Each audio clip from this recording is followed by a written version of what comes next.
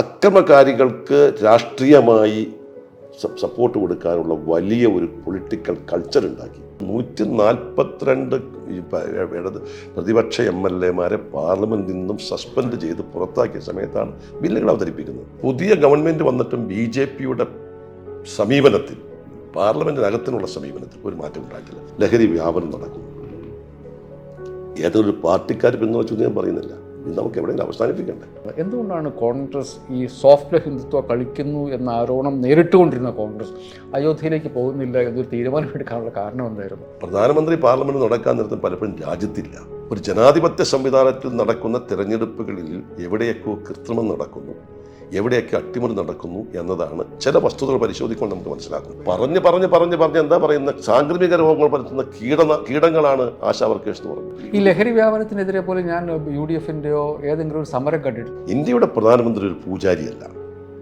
ഇന്ത്യയുടെ പ്രധാനമന്ത്രി apart from that ആണ്. അതിന് ഇഷ്ടിക കൊടുത്ത പാർട്ടി കോൺഗ്രസ്സുകാരുണ്ട്. കേരളത്തിലുണ്ടാകുന്ന മുഴുവൻ സാമ്പത്തിക പ്രതിസന്ധിയുടെ ഉത്തരവാദിത്തം സംസ്ഥാന ഗവൺമെന്റ് വീഴ്ച കൂടിയുണ്ട്. കാലാകാലങ്ങളുണ്ടാകുന്ന രാഷ്ട്രീയ വിഷയങ്ങളെയും സാമ്പത്തിക വിഷയങ്ങളെയും സാമൂഹിക പ്രശ്നങ്ങളെയും എങ്ങനെ ജനങ്ങളുടെ മുന്നിൽ എത്തിക്കണം എന്നതിനെക്കുറിച്ചിട്ടുള്ള എൻ്റെ നറേഷൻ എന്തായിരിക്കുന്നതിനെ കുറിച്ചിട്ടുള്ള ഒരു ബോധം താഴെ തലത്തിൽ കോൺഗ്രസ്സുകാർക്ക് കൊടുക്കണം. ഇലക്ഷൻ കമ്മീഷനാണെങ്കിലും എല്ലാ കോൺസ്റ്റിറ്റ്യൂഷണൽ ബോഡീസ് ആണെങ്കിലും കൂടുതൽ ഗവൺമെൻറ് നിയന്ത്രണത്തിൽ കൊണ്ടുവരുമ്പോൾ നമുക്ക് പലതും സംഭവിക്കാൻ പറ്റാത്ത പലതും സംഭവിക്കാൻ. കോൺഗ്രസ് രാഷ്ട്രീയം ദേശീയ തലത്തിലും സംസ്ഥാനത്തും ഒരു പ്രധാനപ്പെട്ട ജംഗ്ഷനിൽ നിൽക്കുന്ന സമയമാണിപ്പോൾ. പാർലമെൻറ്റ് തിരഞ്ഞെടുപ്പ് ഇനി 4 വർഷം അകലെയാണ്. പക്ഷേ ഇന്ത്യ സഖ്യം എന്നുള്ളത് ഒരു പ്രധാനപ്പെട്ട രാഷ്ട്രീയ സഖ്യമായിട്ട് മാറുകയും അത് അടുത്ത കാലത്തൊന്നും ഇല്ലാത്തതുപോലെ പാർലമെൻറ്റിലും ഒരു ശക്തിയായിട്ട് മാറുകയും ചെയ്തിട്ടുണ്ട്. കേരളത്തിൽ 1 വർഷത്തിന് ശേഷം തിരഞ്ഞെടുപ്പ് നടക്കുകയാണ്. കോൺഗ്രസും UDF-ഉം 2 പ്രാവശ്യം LDF ജയിച്ചതിന് ശേഷമുള്ള ഒരു തിരഞ്ഞെടുപ്പ് എന്ന നിലയ്ക്ക് എങ്ങനെയും ജയിച്ചേ പറ്റൂ എന്നുള്ളൊരവസ്ഥയിൽ കോൺഗ്രസും UDF-ഉം നിൽക്കുന്നുണ്ട്. കോൺഗ്രസിൽ പലതരം ചർച്ചകൾ നടക്കുന്നു, UDF-ൽ ചർച്ചകൾ നടക്കുന്നു. തെരഞ്ഞെടുപ്പ് എന്നുള്ള യാഥാർത്ഥ്യം മുമ്പിൽ നിർത്തിക്കൊണ്ട് നമുക്കിപ്പോൾ ഉള്ളത് ശ്രീ ബെന്നി ബെഹനാനാണ്. പല പ്രാവശ്യം MLA-യും MP-യാണ്. കോൺഗ്രസിലെ ഏറ്റവും തലമുതിർന്ന നേതാക്കന്മാരിൽ പെട്ട ഒരാളാണ്. വളരെ പ്രധാനപ്പെട്ട പദവികൾ വഹിച്ചിട്ടുണ്ട്, ഇനിയും വഹിക്കേണ്ട ആളാണ്. അദ്ദേഹത്തോട് ദേശീയ തലത്തിലെയും സംസ്ഥാനത്തെയും രാഷ്ട്രീയം, കോൺഗ്രസ് രാഷ്ട്രീയം നമ്മൾ ചർച്ച ചെയ്യുകയാണ്. സാറിപ്പം NDA സർക്കാരിൻ്റെ 2ാമത്തെ ടേമിൽ സാറിപ്പം MP-യാണ്. ആദ്യത്തെ ടേമിലായിരുന്നപ്പം കോൺഗ്രസ് ഒരു ചെറിയ 44 പേരുള്ള ഒരു ചെറിയ ഗ്രൂപ്പായിരുന്നു. സഖ്യകക്ഷികളും കാര്യമായിട്ടുണ്ടായിരുന്നില്ല, ഒരു പ്രതിപക്ഷ നേതാവ് ഉണ്ടായിരുന്നില്ല. BJP-ക്കാണെങ്കിൽ ഒറ്റയ്ക്ക് ഭൂരിപക്ഷം, അവരുടെ സഖ്യകക്ഷികളെല്ലാം കൂടിയ വലിയ ഭൂരിപക്ഷം. ഇപ്പോൾ ആ ചിത്രം, പാർലമെൻറ്റിൻ്റെ ആ ചിത്രം വല്ലാതെ മാറി. BJP-ക്ക് ഒറ്റയ്ക്ക് ഭൂരിപക്ഷമില്ല, കോൺഗ്രസ് 99 സീറ്റുണ്ട്, ഒരു റീഎമർജൻസ് ഉണ്ട്. പാർലമെൻറ്റിൽ നിങ്ങൾ സംവദിക്കുമ്പോൾ പാർലമെൻ്ററി ചർച്ചകളിലൊക്കെ എന്താണ് ഈ കഴിഞ്ഞ പാർലമെൻറ്റും ഈ പാർലമെൻറ്റും തമ്മിലൊരു വ്യത്യാസം? സർക്കാരിൻ്റെ ഇടപെടലുകളിൽ പാർലമെൻറ്റിൽ എന്തെങ്കിലും ഒരു വ്യത്യാസം ഉള്ളതായിട്ട് കണ്ടിട്ടുണ്ട്? കഴിഞ്ഞ പ്രാവശ്യം അത് എങ്ങനെയായിരുന്നു, ഈ പ്രാവശ്യം എങ്ങനെയായിരുന്നു എന്നുള്ളത് രണ്ടായിട്ട് എടുക്കണം. ഒന്ന്, താങ്കൾ ആദ്യം ആമുഖത്തിൽ സൂചിപ്പിച്ച പോലെ കോൺഗ്രസ് രാഷ്ട്രീയം മാത്രമല്ല പ്രതിസന്ധി നിൽക്കുന്നത്, ഇന്ത്യൻ രാഷ്ട്രീയം മൊത്തത്തിൽ പ്രതിസന്ധിയിലാണ്. ഇന്ത്യൻ രാഷ്ട്രീയത്തിൻ്റെ ഒട്ടേറെ മൂല്യങ്ങളും അതിൻ്റെ ധാർമ്മികതയുമെല്ലാം കഴിഞ്ഞ കുറേ നാളുകളായി പല കാരണങ്ങൾ കൊണ്ടും നഷ്ടപ്പെട്ടുകൊണ്ടിരിക്കുന്ന ഒരു പശ്ചാത്തലമാണെന്നുള്ളത്. ഇപ്പം നിങ്ങളുടെ ഒരു പ്രസക്തമായ ചോദ്യം, ഞാൻ അംഗമായിരുന്ന കഴിഞ്ഞ പാർലമെൻറ്റിലെയും ഈ പാർലമെൻറ്റ് തമ്മിലുള്ള വ്യത്യാസം എന്നതാണ്. കഴിഞ്ഞ പാർലമെൻറ്റ് തെരഞ്ഞെടുപ്പിന് ശേഷം കോൺഗ്രസ്സിന് ഒട്ടേറെ മുന്നോട്ട് പോകാൻ പറ്റിയിട്ടുണ്ട്. ഇപ്പോൾ ഒരു 103 പേരുടെ പിന്തുണയാണ് ഇപ്പോൾ കോൺഗ്രസ്സിനുള്ളത്. കോൺഗ്രസിൻ്റെ പിന്തുണ മാത്രമൊന്നുമല്ല, കോൺഗ്രസ് നേതൃത്വം കൊടുക്കുന്ന ഇന്ത്യ മുന്നണിക്കുള്ള അംഗസംഖ്യ വർദ്ധിച്ചു. അപ്പുറത്ത് BJP-യുടെ അംഗസംഖ്യ കുറഞ്ഞു എന്ന് മാത്രമല്ല, അവർക്ക് ഒറ്റയ്ക്ക് ഭൂരിപക്ഷമില്ലാത്ത ഒരു കൂട്ടുകെട്ട് മന്ത്രിസഭയിലൂടെ അവർ മുന്നോട്ട് പോവുകയാണ്. അത് ഇന്ത്യൻ രാഷ്ട്രീയത്തിൽ ഉണ്ടാക്കിയിരിക്കുന്നൊരു മാറ്റം വളരെ വലുതാണ്. അത് ഏതെങ്കിലും ഒരു പാർട്ടിയുടെ വിജയം എന്നതിനേക്കാൾ ഉപരിയായി ഇന്ത്യയുടെ അടിസ്ഥാന രാഷ്ട്രീയ മൂല്യമായ മതേതരത്വ ജനാധിപത്യ സ്വഭാവങ്ങൾ നശിക്കരുത്, നഷ്ടപ്പെട്ടു പോകരുത് എന്നൊരു തോന്നൽ കുറച്ചുകൂടി കാലിക പ്രസക്തിയോടുകൂടി ഇന്ത്യൻ രാഷ്ട്രീയത്തിൽ തിരിച്ചു വരികയാണ്. ട്രഷറി ബെഞ്ചിൽ അത് റിഫ്ലക്റ്റ് ചെയ്യുന്നുണ്ടോ? അല്ല, ഞാനത് പറയാം. അതുകൊണ്ടാണ് ഈ കഴിഞ്ഞ തെരഞ്ഞെടുപ്പിൽ BJP പരാജയം ഉണ്ടായത്. ഞങ്ങൾക്ക് എത്രമാത്രം ഞങ്ങൾക്ക് ഇരട്ടിയിലധികം സീറ്റ് കിട്ടി. പക്ഷെ അതിനേക്കാൾ ഉപരിയായി ഒരു പുതിയ ദിശാബോധം ഇന്ത്യൻ രാഷ്ട്രീയത്തിൽ കഴിഞ്ഞ പാർലമെൻറ്റ് തെരഞ്ഞെടുപ്പിലൂടെ കാണാൻ കഴിഞ്ഞു. പ്രതിപക്ഷ ഐക്യനിര ശക്തിപ്പെടാനുള്ള ഒരു തുടക്കം കുറിച്ചു. അത് എത്രമാത്രം ഇപ്പോഴുണ്ടെന്ന് ഞാൻ പിന്നീട് പറയാം. പാർലമെൻറ്റിനെ സംബന്ധിച്ചിടത്തോളം പാർലമെൻറ്റിനകത്ത് ട്രഷറി ബെഞ്ച് ഈ തെരഞ്ഞെടുപ്പ് കഴിഞ്ഞ് വന്ന സമയത്ത് അവർക്ക് ഉണ്ടായിരുന്ന ഒരു വലിയ അങ്കലാപ്പുണ്ടായിരുന്നു. പക്ഷെ ഇപ്പോൾ ട്രഷറി ബെഞ്ചിൽ ഈ മാറ്റം കാണുന്നില്ല. കുറച്ചുകൂടി ഇന്ത്യൻ രാഷ്ട്രീയത്തെ വർഗീയവൽക്കരിക്കാനും ജാതിവൽക്കരിക്കാനുമുള്ള ശ്രമമാണ് ഇപ്പോൾ നടക്കുന്നത്. കാരണം കഴിഞ്ഞ പാർലമെൻറ്റ് തെരഞ്ഞെടുപ്പിന് ശേഷം നടന്ന ചില ഉപതെരഞ്ഞെടുപ്പുകളിൽ BJPക്ക് ലഭിച്ച വിജയം വീണ്ടും BJP പഴയ തലത്തിലേക്ക് ചിന്തിപ്പിക്കാൻ അവരെ പ്രേരിപ്പിക്കുകയാണ്. പ്രാദേശികമായ വികാരങ്ങൾ കുത്തിപ്പൊക്കുക, വർഗീയ ചിന്തകൾ ഉണ്ടാക്കുക, രാഷ്ട്രീയത്തിൽ നമ്മളൊക്കെ നല്ലതെന്ന് കാണുന്ന സങ്കല്പത്തിലൂടെയല്ല അവർ മുന്നോട്ട് പോകുന്നത്. അപ്പോൾ അവർക്ക് അവരുടേതായിട്ടുള്ള ഒരു അജണ്ട, ആ അജണ്ടയിലൂടെ മുന്നോട്ട് പോയാൽ ജയിക്കാൻ കഴിയും. പിന്നെ പുതിയൊരു പ്രവണത വന്നിരിക്കുന്നത് തെരഞ്ഞെടുപ്പ് സമയത്ത് അവസാന സമയത്ത് കൊടുക്കുന്ന ചില വാഗ്ദാനങ്ങളും അതുപോലെ തന്നെ ചില സാമ്പത്തിക ആനുകൂല്യങ്ങളും തെരഞ്ഞെടുപ്പിനെ ബാധിക്കുന്നു എന്നൊരു ഘട്ടം വന്നപ്പോൾ അതിലെല്ലാം ഭരണകക്ഷി എന്ന നിലയിൽ BJPക്ക് പിടിച്ചു നിൽക്കാൻ കഴിയുമെന്ന ഒരു സങ്കല്പത്തിൻ്റെ പേരിൽ BJPയുടെ പ്രവർത്തന ശൈലിയിൽ ഇപ്പോൾ കാതലായ മാറ്റം കാണുന്നില്ല. അതായത് സർക്കാർ എങ്ങനെ പ്രവർത്തിച്ചാലും അവസാന നിമിഷം കുറച്ച് ഫ്രീ വീസ് കൊടുത്താൽ വോട്ട് കിട്ടും എന്നതിലേക്ക് വന്നിരിക്കുകയാണ്. കഴിഞ്ഞ സർക്കാരിൽ ബില്ലുകൾ പാസ്സാക്കും. ഇപ്പം ഏറ്റവും പ്രധാനപ്പെട്ട ബില്ല് ആർട്ടിക്കിൾ 370 ബന്ധപ്പെട്ട ബില്ലുകൾ നമ്മുടെ എനിക്ക് തോന്നുന്നു IPCയുടെയും CRPCയുടെയും കുറച്ച് സമയമെടുത്തു. പക്ഷേ മറ്റേ ആർട്ടിക്കിൾ 370 ബില്ല് പാർലമെൻറ്റിൽ വരുന്നത് വരെ ആർക്കും അറിയത്തില്ല എന്തായാലും ബില്ല്. നാളെ എന്തോ ബില്ല് ശ്രീ അമിത്ഷാ അവതരിപ്പിക്കുന്നു എന്നുള്ളതല്ലാതെ അത്രയും പ്രധാനപ്പെട്ട ബില്ല് എന്താണെന്ന് പോലും ആർക്കും അറിയത്തില്ല. ഇപ്പോഴും അങ്ങനെയൊക്കെ തന്നെയാണോ പാർലമെൻറ്റ്? ഇപ്പോൾ അങ്ങനെ തന്നെ. കാരണം ഇതിനകത്തൊരു ബേസിക് ക്വസ്റ്റ്യൻ ഉണ്ട്. ഒന്ന്, പാർലമെൻ്ററി ജനാധിപത്യത്വത്തോടുള്ളൊരു ബഹുമാനം, പാർലമെൻറ്റിനോടൊരു ബഹുമാനം, ജനാധിപത്യ കീഴ്വഴക്കങ്ങളോടുള്ള ഒരു ആഭിമുഖ്യം, ഇതെല്ലാമാണ് നമ്മുടെ പാർലമെൻ്ററി ജനാധിപത്യത്തെ കൂടുതൽ ശക്തമാക്കുന്നത്. BJPക്ക് പ്രത്യേകിച്ച് മോഡിക്ക് അത്തരത്തിലുള്ള ഒരു ആഭിമുഖ്യവുമില്ല. പാർലമെൻ്റ് എന്ന് പറയുന്നത് ഭരണകക്ഷിക്ക് വേണ്ടി പ്രയോജനപ്പെടുത്താൻ കഴിയുന്ന ഒരു സംവിധാനം എന്നതിലേക്ക് അപ്പുറത്ത് ഇന്ത്യൻ ജനാധിപത്യത്തിൻ്റെ ഒരു അന്തസത്ത എന്ന് പറയുന്നത് ദ റൈറ്റ് ടു ഡിസെൻറ്റ് എന്നുള്ളതാണ്. ആ അഭിപ്രായ വ്യത്യാസമാണ് പാർലമെൻറ്റിൽ പലപ്പോഴും പ്രതിഫലിക്കുന്നത്. ഇപ്പോൾ താങ്കൾ ചോദിച്ചതുപോലെ അതിൻ്റെ നടപടിക്രമങ്ങൾ പോലും അവർ പാലിക്കുന്നില്ല. ഇപ്പോൾ ഒരു ബില്ല് അവതരിപ്പിക്കണമെങ്കിൽ ആ ബില്ല് നേരത്തെ അജണ്ട വെച്ച് അത് സർക്കുലേറ്റ് ചെയ്യണം. അപ്പോഴാണ് ഞങ്ങൾ അംഗങ്ങൾക്ക് പോലും ആ ബില്ലിനെ കുറിച്ച് പഠിക്കാൻ കഴിയുന്നത്. ഇപ്പോൾ കണ്ടുവരുന്നൊരു പ്രവണത തലേ ദിവസം വരുന്ന ബില്ലായിരിക്കില്ല പിറ്റേ ദിവസം അവതരിപ്പിക്കുന്നത്. അതവർ വന്നിട്ട് പറയും ആ ബില്ലല്ല. അപ്പോൾ 24 മണിക്കൂർ പോലും നോട്ടീസ് ഇല്ലാതെയാണ് ഇപ്പോൾ ബില്ല് അവതരിപ്പിക്കുന്നത്. അന്നേ ദിവസമാണ് ചിലപ്പോൾ അറിയുന്നത് ഇന്ന ബില്ലാണ് അവതരിപ്പിക്കുന്നതെന്ന്. ഇതിനെല്ലാം ചില കീഴ്വഴക്കങ്ങളുണ്ട്.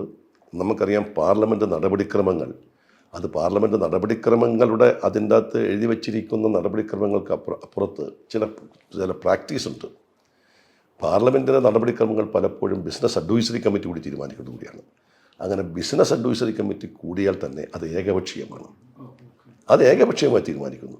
അതുകൊണ്ട് അവർക്ക് ഏത് മാറ്റവും വരുത്താം. ബിസിനസ് അഡ്വൈസറി കമ്മിറ്റി കൂടിയ തീരുമാനം പാർലമെൻറ്റിൽ അവതരിപ്പിക്കും. അത് പാർലമെൻറ്റ് പാസ്സാക്കണം. അപ്പോൾ അതിന് ദോസ് അഗൻസ്റ്റ് ചോദിക്കും. അത് അപ്പോൾ ഭൂരിപക്ഷം ആണെങ്കിൽ ആ ഭൂരിപക്ഷത്തിന് പാസ്സാക്കും. അതൊന്നും നമ്മുടെ പാർലമെൻ്ററി ജനാധിപത്യത്തിൽ അതിനെ കാര്യക്ഷമമാക്കാൻ പറ്റുന്ന നടപടിക്രമങ്ങളാണ്. പ്രതിപക്ഷത്തിൻ്റെ അഭിപ്രായം കേൾക്കുന്നില്ല. അതുകൊണ്ടാണ് ഏത് നിയമമാണ് അവതരിപ്പിക്കുന്നതെന്ന് എല്ലാവരും ഒരു നിയമം അവതരിപ്പിക്കേണ്ട വരുമ്പോൾ ആ മന്ത്രിക്ക് അസൗകര്യം വരുന്നു. വേറെ നിയമം, ഒരു പുതിയ നിയമം അവതരിപ്പിക്കുന്നു, ഒരു മന്ത്രി വരുന്നു, അതവിടെ അവതരിപ്പിക്കുന്നു. പിന്നെ ഒരു പാർലമെൻറ്റ് എന്ന് പറഞ്ഞാൽ അസംബ്ലിയേക്കാൾ വ്യത്യസ്തമായി പാർലമെൻറ്റിൽ കൂടുതൽ നടക്കുന്നത് നിയമനിർമ്മാണ ചർച്ചകളാണ് നടക്കുന്നത്. ആ നിയമനിർമ്മാണ ചർച്ചയ്ക്കാണ് പാർലമെൻറ്റിൽ കൂടുതൽ സമയം അനുവദിക്കുന്നത്. ഇപ്പോൾ ഒരു ബഡ്ജറ്റ് സമ്മേളനം, നമുക്കൊരു അസംബ്ലി എന്ന് പറഞ്ഞിട്ടുണ്ടെങ്കിൽ എല്ലാ ഉപധനാധികാരികളും ചർച്ച ചെയ്യപ്പെടും. അപ്പോൾ കുറേ ദിവസം അതിന് പോകും. പിന്നീട് ഗവൺമെൻറ് ബിസിനസ്സിലേക്ക് വരുന്നത്. ഇതങ്ങനെയല്ല. ഇതെന്ന് പറഞ്ഞിട്ടുണ്ടെങ്കിൽ ഈവൻ ബഡ്ജറ്റ് കഴിഞ്ഞാൽ ബഡ്ജറ്റിൻ്റെ ജനറൽ ഡിസ്കഷൻ കഴിഞ്ഞിട്ടുണ്ടെങ്കിൽ 1-2 ഉപജനാധിപത്യത്തിൽ മാത്രമേ ചർച്ചയ്ക്ക് എടുക്കുന്നുള്ളൂ. ബാക്കിയുള്ളതൊക്കെ ഗില്ലറ്റും ചെയ്ത് പാസ്സാക്കി വിടുകയാണ്. എന്നിട്ട് കൂടുതൽ സമയം എടുക്കുന്ന ബില്ലുകൾക്ക് വേണ്ടിയിട്ടും മറ്റു നടപടികൾക്ക് വേണ്ടിയിട്ടും. പക്ഷേ ഇപ്പോൾ ബില്ലുകളെ കുറിച്ചിട്ടുള്ള ചർച്ച നടക്കുന്നില്ല. ഏകപക്ഷീയമായി ബില്ലുകൾ അവതരിപ്പിക്കും, ഏകപക്ഷീയമായി ബില്ലുകൾ പാസ്സാക്കും. ഏറ്റവും താങ്കൾ സൂചിപ്പിച്ച വളരെ പ്രധാനപ്പെട്ട ബില്ല് 142 പ്രതിപക്ഷ MLA-മാരെ പാർലമെൻറ്റിൽ നിന്നും സസ്പെൻഡ് ചെയ്ത് പുറത്താക്കിയ സമയത്താണ് ബില്ലുകൾ അവതരിപ്പിക്കുന്നത്. പാർലമെൻ്റ് സ്വാഭാവികമായും പാർലമെൻറ്റ് പ്രതികരിക്കാനുള്ള വേദി കൂടിയാണ്. ആ പ്രതികരിക്കാനുള്ള വേദിയിൽ പലപ്പോഴും പാർലമെൻറ്റിൽ പഴയതുപോലെയല്ല, ചിലപ്പോൾ ബെല്ലൽ ഇറങ്ങും, ചിലപ്പോൾ മുദ്രാവാക്യം വിളിക്കുക, ഇതൊക്കെ ഉണ്ടാകും. അങ്ങനെ വരുമ്പോഴും സാധാരണ ചെയ്യുന്നത് എന്താ, പാർലമെൻറ്റ് നിർത്തിവെച്ചതിന് ശേഷം ഘടകകക്ഷി രാഷ്ട്രീയ പാർട്ടി നേതാക്കന്മാരെ സ്പീക്കറുടെ ചേംബറിൽ വിളിച്ച് ചർച്ച ചെയ്യുക, ഈ വന്നിരിക്കുന്ന വിഷയത്തെ ഒന്ന് പരിഹരിക്കുന്നതിന് വേണ്ടിയിട്ട് ആലോചിക്കുക. ഇപ്പോൾ നടക്കുന്നു പറഞ്ഞെങ്കിൽ പാർലമെൻറ്റിൽ എന്തെങ്കിലും പ്രതിപക്ഷം ഒരു ശബ്ദം ഉന്നയിച്ചാൽ അതൊരു അവസരമാക്കിയെടുത്ത് അപ്പം തന്നെ ബില്ലുകൾ ആ ഒച്ചയും ബഹളം നടക്കുന്നത് ബില്ലുകൾ പാസ്സാക്കി പ്രതിപക്ഷത്തിന് പറയാനുള്ളത് കേൾക്കാൻ കഴിയാതെ നമ്മുടെ പാർലമെൻ്ററി ജനാധിപത്യത്തിൻ്റെ എല്ലാ മാന്യതകളും അതിൻ്റെ എല്ലാ പാരമ്പര്യവും ഇല്ലാതെയാണ് BJP മുന്നോട്ട് പോകുന്നത്. അതുകൊണ്ട് പുതിയ ഗവൺമെൻറ് വന്നിട്ടും BJPയുടെ സമീപനത്തിൽ, പാർലമെൻറ്റിനകത്തിനുള്ള സമീപനത്തിൽ ഒരു മാറ്റം ഉണ്ടായിട്ടില്ല.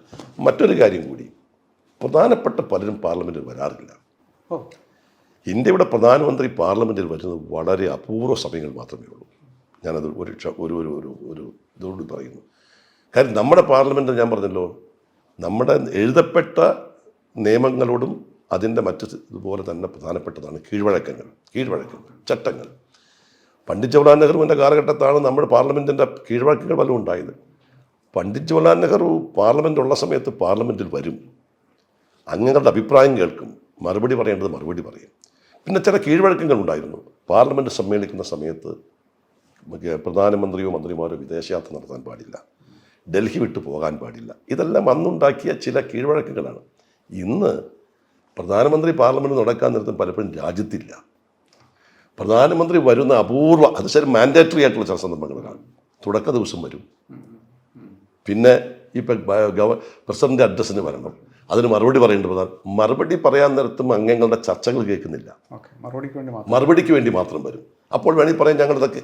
പക്ഷെ പ്രധാനമന്ത്രിയല്ല കേൾക്കുന്നത്, പ്രധാനമന്ത്രി ഓഫീസിന് ചർച്ച കേൾക്കുന്നില്ല. അപ്പോൾ ആരെങ്കിലും കേട്ടിട്ട് പ്രധാനമന്ത്രിക്ക് കൊടുക്കുന്ന ഫീഡ്ബാക്ക് വെച്ചുകൊണ്ടാണ് പ്രധാനമന്ത്രി മറുപടി പറയുന്നത്. പ്രധാനമന്ത്രി അവിടെ ഇരിക്കുക, അറ്റ്ലീസ്റ്റ് ചർച്ചകൾക്കെങ്കിലും അവിടെ ഇരിക്കണം പ്രധാനമന്ത്രി. ആ ചർച്ചകൾക്ക് വരാറില്ല. ബഡ്ജറ്റ് ചർച്ചകൾ കേൾക്കാറില്ല, പ്രധാനപ്പെട്ട ഒരു ചർച്ചകളും കേൾക്കാറില്ല. പ്രധാനപ്പെട്ട ബില്ലുകൾ അവതരിപ്പിക്കുമ്പോൾ അതിൻ്റെ ചർച്ച പ്രധാനമന്ത്രി കേൾക്കാറില്ല. അവസാനം അതും ചില കോൺസ്റ്റിറ്റ്യൂഷൻ അമെൻമെൻറ്റ് പോലെയുള്ള ചില വിഷയങ്ങൾ വരുമ്പോൾ മാത്രമേ വോട്ടിങ്ങിന് പോലും പ്രധാനമന്ത്രി വരാറുള്ളൂ. ഏറ്റവും കുറച്ച് പാർലമെൻറ്റിൽ വരുന്ന വ്യക്തിയായി ഇന്ത്യയുടെ പ്രധാനമന്ത്രി മാറിയിരിക്കുകയാണ്.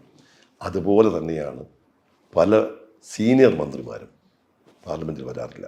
അതുകൊണ്ട് പാർലമെൻറ്റിൻ്റെ പാർലമെൻറ്റിനകത്ത് നടക്കുന്ന ചർച്ചകളുടെ ഗൗരവം, നിലവാരം എന്താണെന്ന് മനസ്സിലാക്കാനോ ആ നിലവാരം നിലനിർത്തുന്നതിന് വേണ്ടിയിട്ടുള്ള സമീപനമോ ട്രഷറി ബെഞ്ചിൽ നിന്നാണ് കൂടുതലുണ്ടാകേണ്ടത്. അതുണ്ടാകുന്നില്ല എന്നത് നിർഭാഗ്യകരമാണ്. നമ്മുടെ പാർലമെൻ്ററി ജനാധിപത്യത്തിന് പറ്റിയിരിക്കുന്ന ഏറ്റവും വലിയ മൂല്യശോഷണങ്ങളിൽ ഒന്നായിട്ട് ഞാൻ ചൂണ്ടിക്കാണിക്കുന്നു. ഇതിനകത്ത് ഒരു കാര്യം സാർ പറഞ്ഞതിൻ്റെ അകത്ത്, ഈ 2024 തെരഞ്ഞെടുപ്പിന് ശേഷം BJP 2-3 സംസ്ഥാന തെരഞ്ഞെടുപ്പുകൾ ജയിച്ചു. ഹരിയാന ജയിച്ചു, ഏറ്റവും പ്രധാനമായിട്ട് മഹാരാഷ്ട്ര ജയിച്ചു, ഡൽഹി ജയിച്ചു. ഹരിയാനയിലെ തെരഞ്ഞെടുപ്പ് കോൺഗ്രസ് കൊണ്ടുപോയി കളഞ്ഞതാണോ? കാരണം ഒരുവിധം ഡൽഹിയിലുള്ള നമ്മുടെ പത്രപ്രവർത്തക സുഹൃത്തുക്കളൊക്കെ അവിടെ പോയി കോൺഗ്രസ് സ്വീപ്പ് ചെയ്യും എന്ന് പറഞ്ഞ ഒരു തെരഞ്ഞെടുപ്പും നമ്മൾ തെരഞ്ഞെടുപ്പിന് ശേഷം കേട്ടത് പിന്നെ ടിക്കറ്റ് വിതരണത്തിൽ, ഇലക്ഷനിയറിങ്ങിലൊക്കെ വലിയ, ഓഫ് കോഴ്സ് അതിൻ്റെ അകത്ത് ഈ 2 മുഖ്യമന്ത്രിമാരും, അവിടുത്തെ ഷിൻഡെയും ഹരിയാനയിലെ സൈനി, അവർ രണ്ടുപേരും അവർക്ക് കിട്ടിയ സ്പേസിൽ ഈ നേരത്തെ പറഞ്ഞതുപോലെ ധാരാളം ആനുകൂല്യങ്ങൾ കൊടുത്തു എന്നുള്ളൊരു വസ്തുതയാണ്. പക്ഷേ സർക്കാരിനെതിരെയുള്ള വലിയ നിരാശ മനുഷ്യരുടെ ഉണ്ടായിരുന്നു. അത് ക്യാപിറ്റലൈസ് ചെയ്യാൻ കോൺഗ്രസിന് പറ്റിയില്ല എന്നുള്ളത് കൂടി ഇപ്പോൾ ഈ BJPയുടെ പെരുമാറ്റത്തിൻ്റെ ഒരു കാരണം. ഹരിയാന തെരഞ്ഞെടുപ്പിൽ കോൺഗ്രസ്, നേരത്തെ താങ്കൾ സൂചിപ്പിച്ചതുപോലെ, കോൺഗ്രസ് നല്ല ഭൂരിപക്ഷത്തോടു കൂടി ജയിക്കുമെന്ന ധാരണയായിരുന്നു തെരഞ്ഞെടുപ്പിൻ്റെ സമയത്തുണ്ടായിരുന്നത്. ഇത് മാത്രമല്ല, തെരഞ്ഞെടുപ്പിൻ്റെ ആദ്യ ഫലപ്രഖ്യാപനം പുറത്തു വന്നപ്പോഴും നമ്മൾ കണ്ടത് മാധ്യമങ്ങൾ പോലും വളരെ ഭൂരിപക്ഷത്തോടുകൂടി കോൺഗ്രസ് ജയിക്കും, കോൺഗ്രസ് നേതൃത്വം കൊടുക്കുന്ന മുന്നണി ജയിക്കുമെന്നാണ് വന്നത്. അതിൻ്റെ കാരണങ്ങൾ കോൺഗ്രസിൻ്റെ ഒരു ഏതെങ്കിലും ഒരു സംഘടനാപരമായ പാളിച്ചകളുണ്ടോ എന്നതിനെക്കുറിച്ച് അന്വേഷിക്കണം. അത് ഞാൻ പറഞ്ഞു. അത് ഞങ്ങൾ ഹരിയാന തെരഞ്ഞെടുപ്പ് കഴിഞ്ഞപ്പോൾ ഞങ്ങൾ പറഞ്ഞതാണ് കോൺഗ്രസ് അക്കാര്യത്തെക്കുറിച്ച് ഒരു പഠനം നടത്തണമെന്ന് പറഞ്ഞിട്ടുണ്ട്. പക്ഷേ അവിടെയെല്ലാം നമുക്ക് കാണാൻ കഴിഞ്ഞ മറ്റൊന്ന്, ചില ഇപ്പം നമുക്കറിയാം മഹാരാഷ്ട്ര തെരഞ്ഞെടുപ്പ്, ഈ തെരഞ്ഞെടുപ്പിലൊക്കെ കണ്ടുവരുന്ന ഒരു പ്രവണത നമ്മൾ കണ്ടുപിടിക്കേണ്ടതാണ്. പാർട്ടിക്കുണ്ടായ പരാജയം അംഗീകരിക്കുന്നു, പാർട്ടി കറക്റ്റ് ചെയ്യേണ്ടടുത്ത് പാർട്ടി കറക്റ്റ് ചെയ്യണം, പാർട്ടിയുടെ പ്രവർത്തനം കൊണ്ട് സജീവമാക്കണം. പക്ഷേ ഇപ്പം മഹാരാഷ്ട്ര തെരഞ്ഞെടുപ്പ് കഴിഞ്ഞപ്പോൾ കണ്ടു കഴിഞ്ഞൊരു ഒരു സംഗതി, അതിൻ്റെ അകത്ത് വന്നിരിക്കുന്ന വോട്ടിംഗ് പെർസെൻറ്റേജ് അത്ഭുതകരമാണ്. 40 ലക്ഷം വോട്ടുകൾ എക്സ്ട്രാ എന്ന് പറഞ്ഞിട്ടുണ്ടെങ്കിൽ സാധാരണ നമുക്കറിയാം, ഒരു തെരഞ്ഞെടുപ്പിൻ്റെ സമയം കഴിഞ്ഞ് തെരഞ്ഞെടുപ്പിൻ്റെ 6 മണിക്ക് തെരഞ്ഞെടുപ്പ് കഴിഞ്ഞാൽ പെട്ടെന്ന് ഇലക്ഷൻ കമ്മീഷൻ ഒരു പെർസെൻറ്റേജ് പറയും. അത് ഇലക്ഷൻ കമ്മീഷൻ കിട്ടുന്ന ആദ്യത്തെ ഒരു ഫസ്റ്റ് ഇൻഫർമേഷൻ എന്നാണ്. അതിനുശേഷം രാത്രിയാകുമ്പോൾ ഇലക്ഷൻ കമ്മീഷൻ ഒരു ഫൈനൽ ഇത് പറയും. അത് ആദ്യം പറഞ്ഞതും ഈ അവസാനത്തെ കണക്കൂടും തമ്മിൽ വലിയ വ്യത്യാസം, ഒരു 1-2% വ്യത്യാസമുണ്ട്. മഹാരാഷ്ട്രയിൽ കണ്ടത് ആദ്യം പറഞ്ഞു, അവസാനം രാത്രി 1 പ്രഖ്യാപിച്ചു. ഇതിന് ശേഷം വോട്ടെണ്ണലിൻ്റെ 2 ദിവസം മുമ്പ് മറ്റൊരു പെർസെൻറ്റേജ് പ്രഖ്യാപിച്ചു. ഇത് തമ്മിൽ 7% വ്യത്യാസം വന്നിരിക്കുന്നു. അപ്പോൾ 7% വ്യത്യാസം എന്ന് പറഞ്ഞിട്ടുണ്ടെങ്കിൽ 50 ലക്ഷം 60 ലക്ഷം ആളുകൾ ഈ കണക്കനുസരിച്ച് അവിടെ വോട്ട് ചെയ്തിട്ടുണ്ട്. ഇതെങ്ങനെ വോട്ട് ചെയ്തു? 5 മണിക്ക് ശേഷം 6 മണിക്ക് ശേഷം അത്രയും ആളുകൾ വോട്ട് ചെയ്യണമെങ്കിൽ എല്ലാ പോളിംഗ് ബൂത്തിലും നീണ്ട ക്യൂ കാണേണ്ടതാണ്. അങ്ങനെ നീണ്ട ക്യൂ കണ്ടിട്ടില്ല. അപ്പോൾ എവിടെയൊക്കെയോ ഈ വിജയത്തിൽ ഒരു ജനാധിപത്യ സംവിധാനത്തിൽ നടക്കുന്ന തിരഞ്ഞെടുപ്പുകളിൽ എവിടെയൊക്കെയോ കൃത്രിമം നടക്കുന്നു, എവിടെയൊക്കെ അട്ടിമറി നടക്കുന്നു എന്നതാണ് ചില വസ്തുതകൾ പരിശോധിക്കുമ്പോൾ നമുക്ക് മനസ്സിലാക്കുന്നത്. അത് കൂടി നമ്മൾ വിലയിരുത്തേണ്ടതാണ്. കാരണം ഇന്ന് കാണുന്ന ഒരു പുതിയ പ്രവണത, എല്ലാ കോൺസ്റ്റിറ്റ്യൂഷണലായിട്ടുള്ള എല്ലാ ബോഡീസിനെയും രാഷ്ട്രീയവൽക്കരിക്കുകയാണ്. ഇപ്പോൾ ഇലക്ഷൻ കമ്മീഷൻ അതിൻ്റേതായ പവിത്രതയുണ്ട്. ഇലക്ഷൻ കമ്മീഷനെ കുറിച്ചിട്ടുള്ള കൺസെപ്റ്റൊക്കെ പണ്ഡിറ്റ് ജവഹർലാൽ ഞാൻ പണ്ഡിറ്റ്ജി കൂട്ടി പറയുന്നു. ആ കാലഘട്ടത്തിൽ ഉണ്ടാക്കിയ ഒരു സ്വതന്ത്രമായ ഒരു കാഴ്ചപ്പാടാണ് ഇലക്ഷൻ കമ്മീഷനാണെങ്കിലും എല്ലാ കോൺസ്റ്റിറ്റ്യൂഷണൽ ബോഡീസ് ആണെങ്കിലും കൂടുതൽ ഗവൺമെൻറ് നിയന്ത്രണത്തിൽ കൊണ്ടുവരുമ്പോൾ നമുക്ക് പലതും സംഭവിക്കാൻ പറ്റാത്ത പലതും സംഭവിക്കാൻ സാധിക്കും. ഈ കഴിഞ്ഞ ഇലക്ഷൻ കമ്മീഷനെ കുറിച്ചുള്ള ഏറ്റവും വലിയ പരാതി എന്ന് വെച്ചിട്ടുണ്ടെങ്കിൽ അദ്ദേഹം പ്രധാനമന്ത്രിയുടെ ഷെഡ്യൂൾ അനുസരിച്ചാണ് തെരഞ്ഞെടുപ്പ് ഷെഡ്യൂൾ പ്രഖ്യാപിക്കുന്നത്. പ്രധാനമന്ത്രിക്ക് ഏറ്റവും അധികം സ്ഥലങ്ങളിൽ ക്യാമ്പയിൻ ചെയ്യാൻ പറ്റുന്ന വിധത്തിലാണ് അദ്ദേഹം ഷെഡ്യൂൾ പ്രഖ്യാപിക്കുന്നത് എന്നുള്ളതാണ്. കാരണം അസംബ്ലി തെരഞ്ഞെടുപ്പ് ഒറ്റഘട്ടത്തിൽ നടക്കുന്ന സംസ്ഥാനങ്ങൾ പാർലമെന്റ് തെരഞ്ഞെടുപ്പ് ആകുമ്പോഴത്തേക്കും 4 ഘട്ടങ്ങളിലും 5 ഘട്ടങ്ങളിലും ഒക്കെ ആയിട്ട് നടത്തുന്നത്. ഞാൻ പറഞ്ഞല്ലോ, ഇലക്ഷൻ കമ്മീഷൻ്റെ സെലക്ഷൻ പോലും ഇപ്പോൾ ഇലക്ഷൻ കമ്മീഷൻ്റെ സെലക്ഷൻ സുപ്രീം കോടതി ജഡ്ജിയെ മാറ്റി, എന്നിട്ട് ഗവൺമെൻറ് ഭൂരിപക്ഷോട് സമിതിയാക്കി. പ്രധാനമന്ത്രി പറയുന്ന ഒരു മന്ത്രി എന്ന് പറഞ്ഞിട്ടുണ്ടെങ്കിൽ സ്വാഭാവികമായിട്ടും അപ്പോൾ തന്നെ ഭൂരിപക്ഷമായി, അവർക്ക് ഏത് തീരുമാനം എടുക്കാം. മറ്റത് സുപ്രീം കോടതി ജഡ്ജിയാണ്. സുപ്രീം കോടതി ചീഫ് ജസ്റ്റിസോ അല്ലെങ്കിൽ സുപ്രീം കോടതി ജഡ്ജിയോ പ്രതിപക്ഷ നേതാവും പ്രധാനമന്ത്രി. അപ്പോൾ നമ്മളെന്തിനാ സുപ്രീം കോടതിയുടെ ഒരു റെപ്രസെൻറ്റേറ്റീവ് വെക്കുന്നതിന്? അത് നിഷ്പക്ഷമാകാൻ വേണ്ടിയിട്ടാണ്. അപ്പോൾ നിഷ്പക്ഷമായി എടുക്കേണ്ട ഒരു തീരുമാനത്തെയും അതിനെ നിഷ്പക്ഷമല്ലാതാക്കുന്നു. എൻ്റെ ചോദ്യം, ഇത്രയും സീരിയസ് ആയിട്ടുള്ള പ്രശ്നങ്ങൾ നിങ്ങൾ കോൺഗ്രസ് നേതാക്കന്മാർക്ക് തന്നെ അറിയാം, പക്ഷെ അതിന് ഈക്വൽ ആയിട്ടുള്ള റെസ്പോൺസ് കോൺഗ്രസിൻ്റെ ഭാഗത്തു നിന്ന് വരുന്നുണ്ടോ എന്നുള്ളതാണ് എൻ്റെ ചോദ്യം. കോൺഗ്രസിൻ്റെ ഭാഗത്ത് വരുന്നുണ്ടോ എന്ന് ചോദിച്ചാൽ 2 കാര്യമുണ്ട്.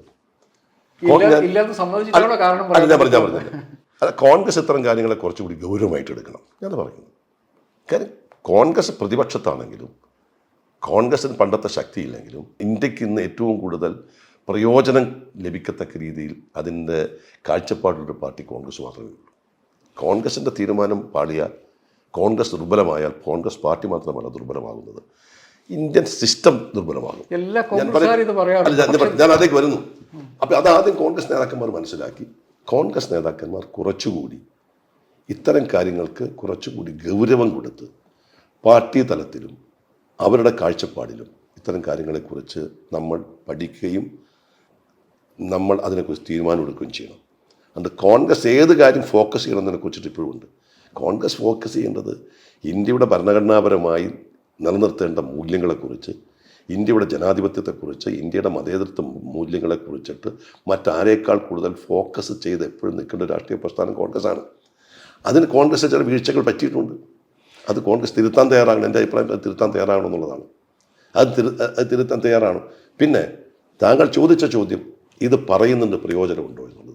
ജനാധിപത്യത്തിൽ ഞാൻ നേരത്തെ സൂചിപ്പിച്ചതുപോലെ പറഞ്ഞതുകൊണ്ട് മാത്രം കാര്യമില്ല, പറഞ്ഞത് ഉൾക്കൊള്ളാൻ കഴിയുന്ന സംസ്കാരം കൂടി ജനാധിപത്യത്തിൽ വേണം. അതാണ് ഞാൻ ആദ്യം പറഞ്ഞ ഇന്ത്യൻ ജനാധിപത്യത്തിൻ്റെ സവിശേഷത.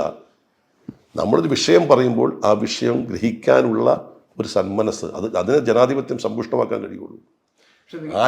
ആശയ രൂപീകരണം ഉണ്ടാകണം, ആശയപ്രകടനവും ആശയ രൂപീകരണവും ഉണ്ടാവണം ജനാധിപത്യത്തിൽ. ഇത് ആശയപ്രകടനത്തിന് മാത്രമാണ്. ആശയ രൂപീകരണത്തിന് വേണ്ടി മുൻകൈ എടുക്കേണ്ടത് ട്രഷറി ബെഞ്ചാണ്, അല്ലെങ്കിൽ ഭരണകക്ഷിയാണ്. അവർ ഉൾക്കൊള്ളാൻ തയ്യാറാകുന്നില്ല. അവരാകുന്നില്ല എന്നുള്ളത് കോൺഗ്രസിനൊരു എക്സ്ക്യൂസ് ആകുന്നില്ലല്ലോ. ഇത് കോൺഗ്രസിൻ്റെ ചരിത്രം നിങ്ങളുടെ ഏറ്റവും വലിയ അസറ്റുമാണ്, നിങ്ങളുടെ ഏറ്റവും വലിയ ചലഞ്ചുമാണ്.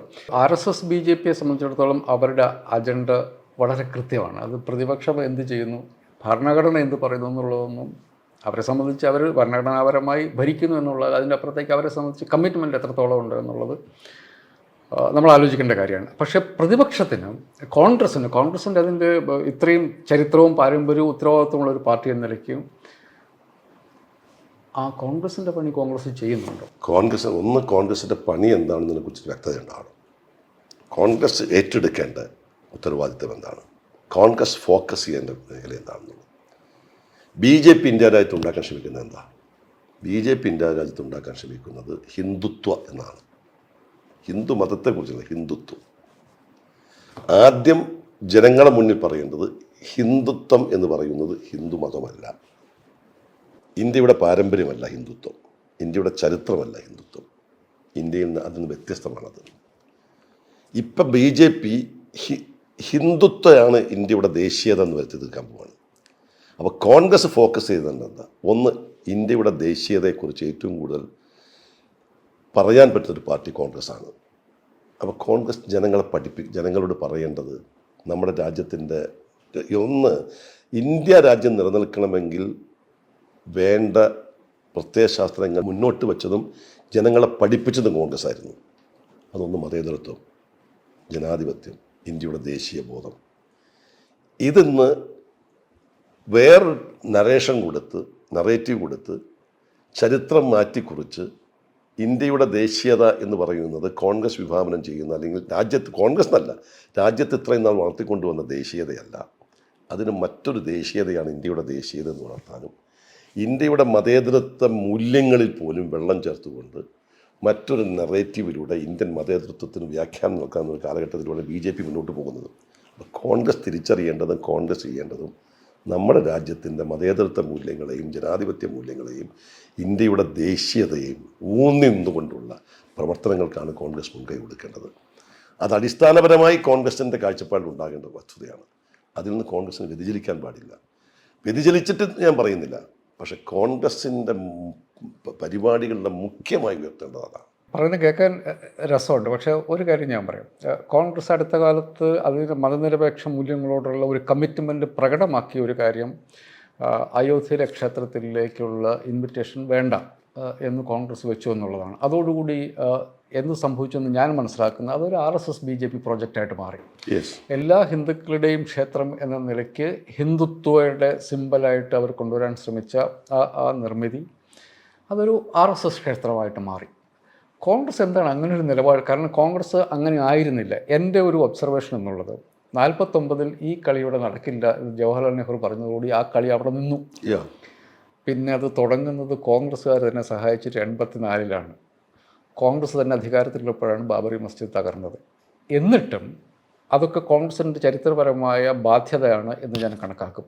ഇത്തരം ബാധ്യത ഉണ്ടായിട്ടും കോൺഗ്രസ് അയോധ്യയിലേക്ക് പോകുന്നില്ല എന്ന് വെച്ചു. എങ്ങനെയാണ് ഒരു ധൈര്യം കോൺഗ്രസ്സിന് വന്നത്? എന്ത് ധൈര്യത്തിൻ്റെ പുറത്താണ്? അതിൻ്റെ നിങ്ങളെ ശരിക്കും ട്രാപ്പിലാക്കുകയാണ്. നിങ്ങൾ അയോധ്യയിലേക്ക് പോകാത്തവർ ഹിന്ദു വിരുദ്ധരാണ് എന്ന പച്ചയ്ക്കാണ് BJP പറഞ്ഞുകൊണ്ടിരുന്നത്. എന്തുകൊണ്ടാണ് കോൺഗ്രസ് ഈ സോഫ്റ്റ് ഹിന്ദുത്വ കളിക്കുന്നു എന്ന ആരോപണം നേരിട്ടുകൊണ്ടിരുന്ന കോൺഗ്രസ് അയോധ്യയിലേക്ക് പോകുന്നില്ല എന്നൊരു തീരുമാനമെടുക്കാനുള്ള കാരണം എന്തായിരുന്നു? അയോധ്യയിലേക്ക് കോൺഗ്രസ് പോകുന്നില്ല തീരുമാനമെടുക്കാൻ കോൺഗ്രസിൻ്റെ കാഴ്ചപ്പാടിൽ ഒരു മിതത്വം വന്നുകൊണ്ടല്ല പോകാണ്ടിരുന്നത്. അത് നേരത്തെ താങ്കൾ സൂചിപ്പിച്ചതുപോലെ അതൊരു മുഴുവൻ RSSൻ്റെ ഒരു പരിപാടിയാക്കി മാറ്റി. അതിൻ്റെ തുടക്കം മുതൽ ഞാനൊരു ചരിത്രത്തിലേക്ക് കടന്നാൽ, അയോധ്യ ക്ഷേത്രത്തിന് തറക്കല്ലിട്ടതാരാ?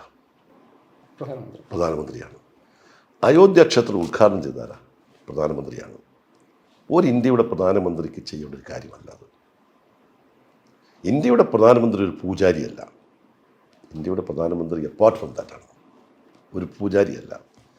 അപ്പോൾ അയോധ്യ ക്ഷേത്രം എന്ന് പറയുന്ന ഒരു ഹിന്ദു ഒരു RSS അജണ്ടയാക്കി മാറ്റി അതിൻ്റെ തുടക്കം മുതൽ, എന്തുകൊണ്ട് അതിൻ്റെ ഉദ്ഘാടനത്തിന് പോയില്ല എന്നാണ് താങ്കളുടെ ചോദ്യം. തുടക്കം മുതലെടുത്താൽ ഞങ്ങൾ തുടക്കം മുതൽ അതിനെ ആക്ഷേപം ഉന്നയിച്ചിട്ടുള്ളവരാ. അങ്ങനെയല്ല ഒരു ക്ഷേത്രം പണിയേണ്ടത്. ഒരു ക്ഷേത്രത്തിൽ അതിന് ഇഷ്ടിക കൊടുത്ത പാർട്ടി കോൺഗ്രസ്സുകാരുണ്ട്. അതൊക്കെ ഉണ്ടാവും. ഇഷ്ടിക കൊടുത്തു എന്നുള്ളതല്ല. അതിനോട് പ്രധാനമന്ത്രി തന്നെ പോയി അതിൻ്റെ പൂജാരിയായി. അതിപ്പോൾ കോൺഗ്രസ് മാത്രമല്ല, അല്ല മറ്റു പ്രതിപക്ഷ കക്ഷികൾ മാത്രമല്ല, ശങ്കരാചാര്യന്മാർ പോലും അതിന് പോയില്ല. ശങ്കരാചാര്യന്മാർ പോലും. അപ്പം നമുക്കറിയാമല്ലോ, ഞാൻ പറയുന്നതിനകത്തൊക്കെ ഒരു കാഴ്ചപ്പാടല്ലേ വേണ്ടത്. ഇന്ത്യയുടെ പ്രധാനമന്ത്രിക്ക് ഒരു പൂജാരിയാകാൻ പറ്റുമോ? ഞാൻ കേട്ടിട്ടുണ്ട് രാജേന്ദ്ര പ്രസാദ് രണ്ടാമത് ഇന്ത്യയുടെ പ്രധാന പ്രസിഡന്റ് ആകാൻ. രാജേന്ദ്ര പ്രസാദ് ഒരു ഗാന്ധിയനാണ്, ഏറ്റവും ഒരു ഗാന്ധിയനായിട്ടുള്ള ഒരാളാണ്. ആ ഇന്ത്യയുടെ പ്രസിഡന്റാകാൻ രണ്ടാമത് രാജേന്ദ്ര പ്രസാദിന് കോൺഗ്രസ് വർക്കിംഗ് കമ്മിറ്റി തീരുമാനമെടുക്കാൻ പോയപ്പോൾ പണ്ഡിറ്റ് ജവഹർലാൽ നെഹ്റു ഒരു ഒബ്ജക്ഷൻ പറഞ്ഞു, ഒരു എതിർപ്പ് പറഞ്ഞത് അദ്ദേഹത്തോടുള്ള അനാദരം കൊണ്ടല്ല, അദ്ദേഹം ഒരു ചടങ്ങിൽ പൂജാരിയോടൊപ്പം നിന്നു എന്നതുകൊണ്ടാണ്. അപ്പോൾ പ്രസിഡന്റ് ഓഫ് ഇന്ത്യ എന്ന് പറയുന്നത് അതിനതീതമായിരിക്കണം, പ്രധാനമന്ത്രി അതിനതീതമായിരിക്കണം. അതുകൊണ്ട് അയോധ്യ ക്ഷേത്ര നിർമ്മാണത്തിൻ്റെ തുടക്കം മുതൽ BJPയും RSSും എടുത്തിരിക്കുന്ന ഒരു അജണ്ട അത് അവരുടേതായിട്ട് മാറ്റാൻ വേണ്ടിയിട്ടാണ്. അതിൽ അവസാനം ചെന്ന് കോൺഗ്രസ് പങ്കുചേർന്നാൽ നമ്മൾ അജണ്ട അംഗീകരിക്കുന്നവരാണ് പോകുന്നത്. അതിനോട് വിയോജിപ്പാണ് ഞാൻ കണ്ടത്. കോൺഗ്രസിന് സംഭവിച്ച ഏറ്റവും ഗംഭീരമായ കാര്യങ്ങളിലൊന്ന് ശ്രീ മല്ലികാർജുൻ ഖാർഗെയുടെ പ്രസിഡന്റ് പദവിയാണ്. ഞാൻ ശ്രദ്ധിച്ച ഒരു കാര്യം, സാധാരണഗതിയിൽ പ്രധാനമന്ത്രിയെയോ പിന്നെ BJP നേതാക്കന്മാരെ വിമർശിച്ച് കഴിഞ്ഞിട്ടുണ്ടെങ്കിൽ, രാഹുൽ ഗാന്ധിയോ അല്ലെങ്കിൽ മറ്റു കോൺഗ്രസ് നേതാക്കന്മാരെ വിമർശിച്ച് കഴിഞ്ഞിട്ടുണ്ടെങ്കിൽ അതിനെ എങ്ങനെയെങ്കിലും വളച്ചൊടിച്ച് തിരിച്ച് കോൺഗ്രസിൻ്റെ തലയ്ക്ക് വെക്കുന്ന ഒരു സ്വഭാവം RSS BJPക്കുണ്ട്, പ്രധാനമന്ത്രിക്കുണ്ട്. പക്ഷേ ഞാൻ ശ്രീ മല്ലികാർജുൻ ഖാർഗെയിൽ കാണുന്നത് അദ്ദേഹം ഭയങ്കര ക്രാസായിട്ട് വെട്ടിത്തുറന്നാണ് സംസാരിക്കുന്നത്. ഞാൻ ഏറ്റവും ശ്രദ്ധിച്ച ഒരു കാര്യം, G20 മീറ്റിംഗ് കഴിഞ്ഞ് പ്രധാനമന്ത്രി അതിൻ്റെ ഗ്ലോയിൽ നിൽക്കുന്ന സമയം G20 വൈൻഡപ്പ് ചെയ്തു. 2 ദിവസം കഴിഞ്ഞപ്പം ശ്രീ ഖാർഗെയുടെ ഒരു പ്രസ്താവന, പ്രധാനമന്ത്രി ഗംഭീരമായിരുന്നു G20, പക്ഷേ നാട്ടിൽ മനുഷ്യർക്ക് വിലക്കയറ്റം കൊണ്ട് ജീവിക്കാൻ വയ്യാതെ ആകുന്നു, ആ കാര്യം കൂടി അഡ്രസ്സ് ചെയ്യണമെന്നുള്ളത്. ഏറ്റവും ഗ്രാസ് റൂട്ട്സിൽ നിന്നുള്ള പിന്നെ ഒരു രാഷ്ട്രീയ പ്രവർത്തകൻ കോൺഗ്രസ് അധ്യക്ഷനായതിൻ്റെ ഒരു അഡ്വാൻറ്റേജ് കോൺഗ്രസ് പാർട്ടിക്ക് ഉണ്ട് എന്നുള്ളത് നിങ്ങൾ റിയലൈസ് ചെയ്യുന്നുണ്ടോ? ഉണ്ടല്ലോ. അദ്ദേഹം കോൺഗ്രസ് പ്രസിഡൻ്റായത് താങ്കൾ സൂചിപ്പിച്ചതുപോലെ അദ്ദേഹത്തിൻ്റെ എക്സ്പീരിയൻസ് വളരെ വലുതാണ്. വളരെ ഒരു താഴെ തട്ടിൽ നിന്നും ജീവിത സാഹചര്യങ്ങൾ ബുദ്ധിമുട്ട് അനുഭവിക്കുന്ന സമയത്ത് നിന്നും ഒട്ടേറെ ബുദ്ധിമുട്ടുകളല്ല, അദ്ദേഹത്തിൻ്റെ കുടുംബ ചരിത്രം എടുത്ത് നോക്കിയാൽ അദ്ദേഹം ചെറുപ്പകാലഘട്ടത്തിലൊക്കെ അനുഭവിക്കേണ്ടി വന്നിട്ടുണ്ട്. ഒറ്റ കാര്യങ്ങൾ ഞാനിവിടെ പറയാം. പ്രധാനമന്ത്രി അദ്ദേഹം പറഞ്ഞു, പ്രധാനമന്ത്രി താങ്കൾ പറയുന്നു പിന്നെ താങ്കൾ 14ാമത്തെ വയസ്സിൽ ചായ വിറ്റ് നടന്നു വന്നു. അത് ഞങ്ങളൊക്കെ ചായ കൊടുത്താൽ വാങ്ങാൻ ആളില്ലായിരുന്നു. ദളിത് ആ ഒരു സാഹചര്യത്തിൽ അദ്ദേഹത്തിൻ്റെ പിതാവിനും അദ്ദേഹത്തിൻ്റെ വീട് അഗ്നിക്കിരയാക്കിയതല്ലേ. അങ്ങനെയൊക്കെ ഒരു സാഹചര്യത്തിൽ നിന്ന് വളർന്നു വന്നൊരു നേതാവിന് വലിയൊരു എക്സ്പീരിയൻസ് ഉണ്ട്. അതുകൊണ്ട് അദ്ദേഹം 2 കാര്യത്തിന് അദ്ദേഹത്തെ നിന്ന്, ഒന്ന് അദ്ദേഹം അടിമുടി അദ്ദേഹം സെക്യുലറാണ്. 2 അദ്ദേഹം ഒരു പാവങ്ങളോട് സാധാരണക്കാരോട് വളരെ ഒരു ആഭിമുഖ്യമുള്ള വ്യക്തിയാണ്. അതുകൊണ്ടാണ് അദ്ദേഹം പറഞ്ഞത് ഈ G20യുടെ ഉത്സവങ്ങളൊക്കെ നടക്കുമ്പോഴും ഇന്ത്യയിലെ പാവപ്പെട്ടവനെ എങ്ങനെ ബാധിക്കുന്നു എന്ന് ചോദിക്കുന്ന അദ്ദേഹത്തിൻ്റെ ഉള്ളിൽ നിന്നുള്ള അഭിപ്രായമാണ്. അത് അങ്ങനെയുള്ളൊരു ഉള്ളിൽ തട്ടിയുള്ള അഭിപ്രായം പറയുന്നവരെയാണ് ഇന്ന് നമുക്ക് ആവശ്യം. ഇത് പക്ഷേ ഇന്ത്യ സഖ്യത്തിൻ്റെ ഒരു മുന്നോട്ട് പോക്കിലിരിക്കുന്നു. അദ്ദേഹത്തിന് ഫ്രീ വില്ലുണ്ടോ? ഞാൻ കാണുന്നത് ഇന്ത്യ സഖ്യം ഒരു വർഷം മുമ്പുണ്ടായിരുന്നത് പോലെ ഒരു സ്ട്രോങ് ആയിട്ടുള്ള ഇന്ത്യ സഖ്യം അല്ലാതെയായിട്ട് മാറുന്നു. കോൺഗ്രസ് അതിൻ്റെ അജണ്ടയുമായിട്ട് മുമ്പോട്ട് പോകുന്നു. തെരഞ്ഞെടുപ്പുകൾ വന്നു കഴിയുമ്പം കോൺഗ്രസിൻ്റെ അജണ്ട, ഇന്ത്യ സഖ്യത്തിന് അതിൻ്റെ വേറെ അജണ്ട. ഇങ്ങനെ ഒരു ഇന്ത്യയിലെ ഏറ്റവും പ്രധാനപ്പെട്ട പ്രതിപക്ഷം എന്ന നിലയ്ക്ക് കോൺഗ്രസിൻ്റെ ചരിത്രപരമായ ബാധ്യത വെച്ചിട്ട് എല്ലാ പ്രതിപക്ഷങ്ങളെയും ഒരുമിച്ച് കൊണ്ടുപോകുന്ന കാര്യത്തിൽ കോൺഗ്രസ് മുന്നണി രാഷ്ട്രീയ ഒരു പുതിയ സംസ്കാരമാണ്. നമുക്ക് കേരളത്തിൽ നിന്നുകൊണ്ട് നമ്മൾ മുന്നണി രാഷ്ട്രീയത്തെ കാണുന്നത്, കേരളത്തിൽ മുന്നണി രാഷ്ട്രീയം യാഥാർത്ഥ്യമായിട്ട് 10-25-30 വർഷമായി, 30 അതിൽ കൂടുതൽ വർഷമായി.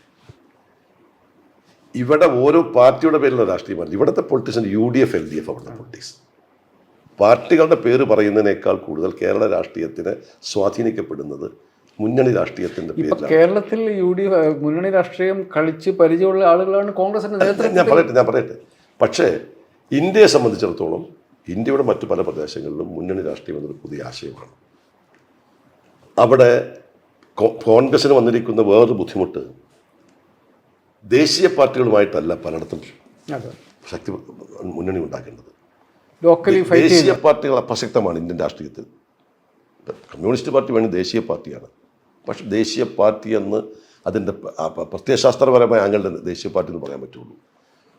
പ്രാക്ടിക്കലായിട്ട് അവർ പല സ്ഥലങ്ങളിലുമില്ല. കോൺഗ്രസ് സഖ്യമുണ്ടാക്കേണ്ടത് പ്രാദേശിക പാർട്ടികളുമായിട്ടാണ്. ആ പ്രാദേശിക പാർട്ടികളുമായിട്ട് സഖ്യമുണ്ടാക്കുക എന്ന് പറഞ്ഞിട്ടുണ്ടെങ്കിൽ വലിയ ഒരു രാഷ്ട്രീയ മെയ്വഴക്കം വേണം. അവരെ സംബന്ധിച്ചിടത്തോളം അവർക്ക് അവരുടേതായിട്ടുള്ള കാഴ്ചപ്പാടുകളും അതിനാണ് മുൻതൂക്കം. അവിടെ കുറ്റപ്പെടുത്തിയിട്ട് കാര്യമില്ല. അപ്പം അങ്ങനെ വരുമ്പോൾ ഉണ്ടാകുന്നത് എന്താ, അവിടെ ഒത്തിരി വിട്ടുവീഴ്ചകൾ തയ്യാറാകണം. ആ വിട്ടുവീഴ്ചകൾക്ക് തയ്യാറാകണമെങ്കിൽ അതിന് കുറച്ചുകൂടി സമയമെടുക്കും. ഇപ്പം കേരളത്തിൽ ഞാൻ പറയുന്നു, കേരളത്തിൽ എൻ്റെ അനുഭവത്തിൽ ഇവിടെ CPI ആയിട്ട് മുന്നണി ഉണ്ടാക്കി. ഭയങ്കര അഭിപ്രായ വ്യത്യാസമായിരുന്നു ഉള്ളിടത്ത്. പക്ഷെ അന്ന് കേരളത്തിലെ കോൺഗ്രസ് നേതാക്കന്മാരെടുത്തൊരു, ഞാൻ പണ്ട് കേട്ടിട്ടുണ്ട്, CPI ആയിട്ട് മുന്നണി ഉണ്ടായി കഴിഞ്ഞപ്പോഴത്തേക്കും പ്രത്യേകിച്ച് തൃശ്ശൂരിലൊക്കെ അതിനെക്കുറിച്ച് വലിയ കാര്യം CPI ശക്തമായി. അന്ന് ആളുകളെ പറഞ്ഞ് ഫലിപ്പിക്കുന്നതിന് വേണ്ടിയെടുത്ത തന്ത്രം, പനമ്പള്ളി ഗോവിന്ദൻ പുസ്തകം ഞാൻ പറഞ്ഞു കേട്ടിട്ടുണ്ട്. അവിടെ കോൺഗ്രസ് മീറ്റിംഗ് വന്നപ്പോഴത്തേക്ക് കമ്മ്യൂണിസ്റ്റ് പാർട്ടിയായിട്ട് ഐക്യമുണ്ടാക്കാമെന്നൊക്കെ ചോദിച്ച് പറഞ്ഞപ്പോൾ പനമ്പള്ളി പറഞ്ഞു, നമ്മുടെ മുഖ്യ ശത്രു എന്ന് കേരളത്തിൽ കമ്മ്യൂണിസ്റ്റ് പാർട്ടിയാണ്. അന്ന് BJP ഒന്നും ഇത്ര ശക്തമല്ല. അയാൾ കമ്മ്യൂണിസ്റ്റ് പാർട്ടിയെക്കുറിച്ച് സൈദ്ധാന്തികപരമാക്കിയായിട്ട് അങ്ങ് വർണ്ണിച്ചിട്ട് പറഞ്ഞു അതിൽ ആശയക്കുഴപ്പമുണ്ടാക്കി. ഇപ്പോൾ മാർക്സിസ്റ്റ് പാർട്ടി വേറെ ഒന്നായിപ്പോയി. പിന്നെ ഒന്ന് ഇന്ത്യൻ കമ്മ്യൂണിസ്റ്റ് പാർട്ടിയാണ്. ഈ മാർക്സിസ്റ്റ് പാർട്ടിയെ അടിക്കാൻ നമുക്കൊരു വടി കിട്ടിയിരിക്കുകയാണ്. ആ വടി വെച്ച് നമ്മൾ അടിക്കണം.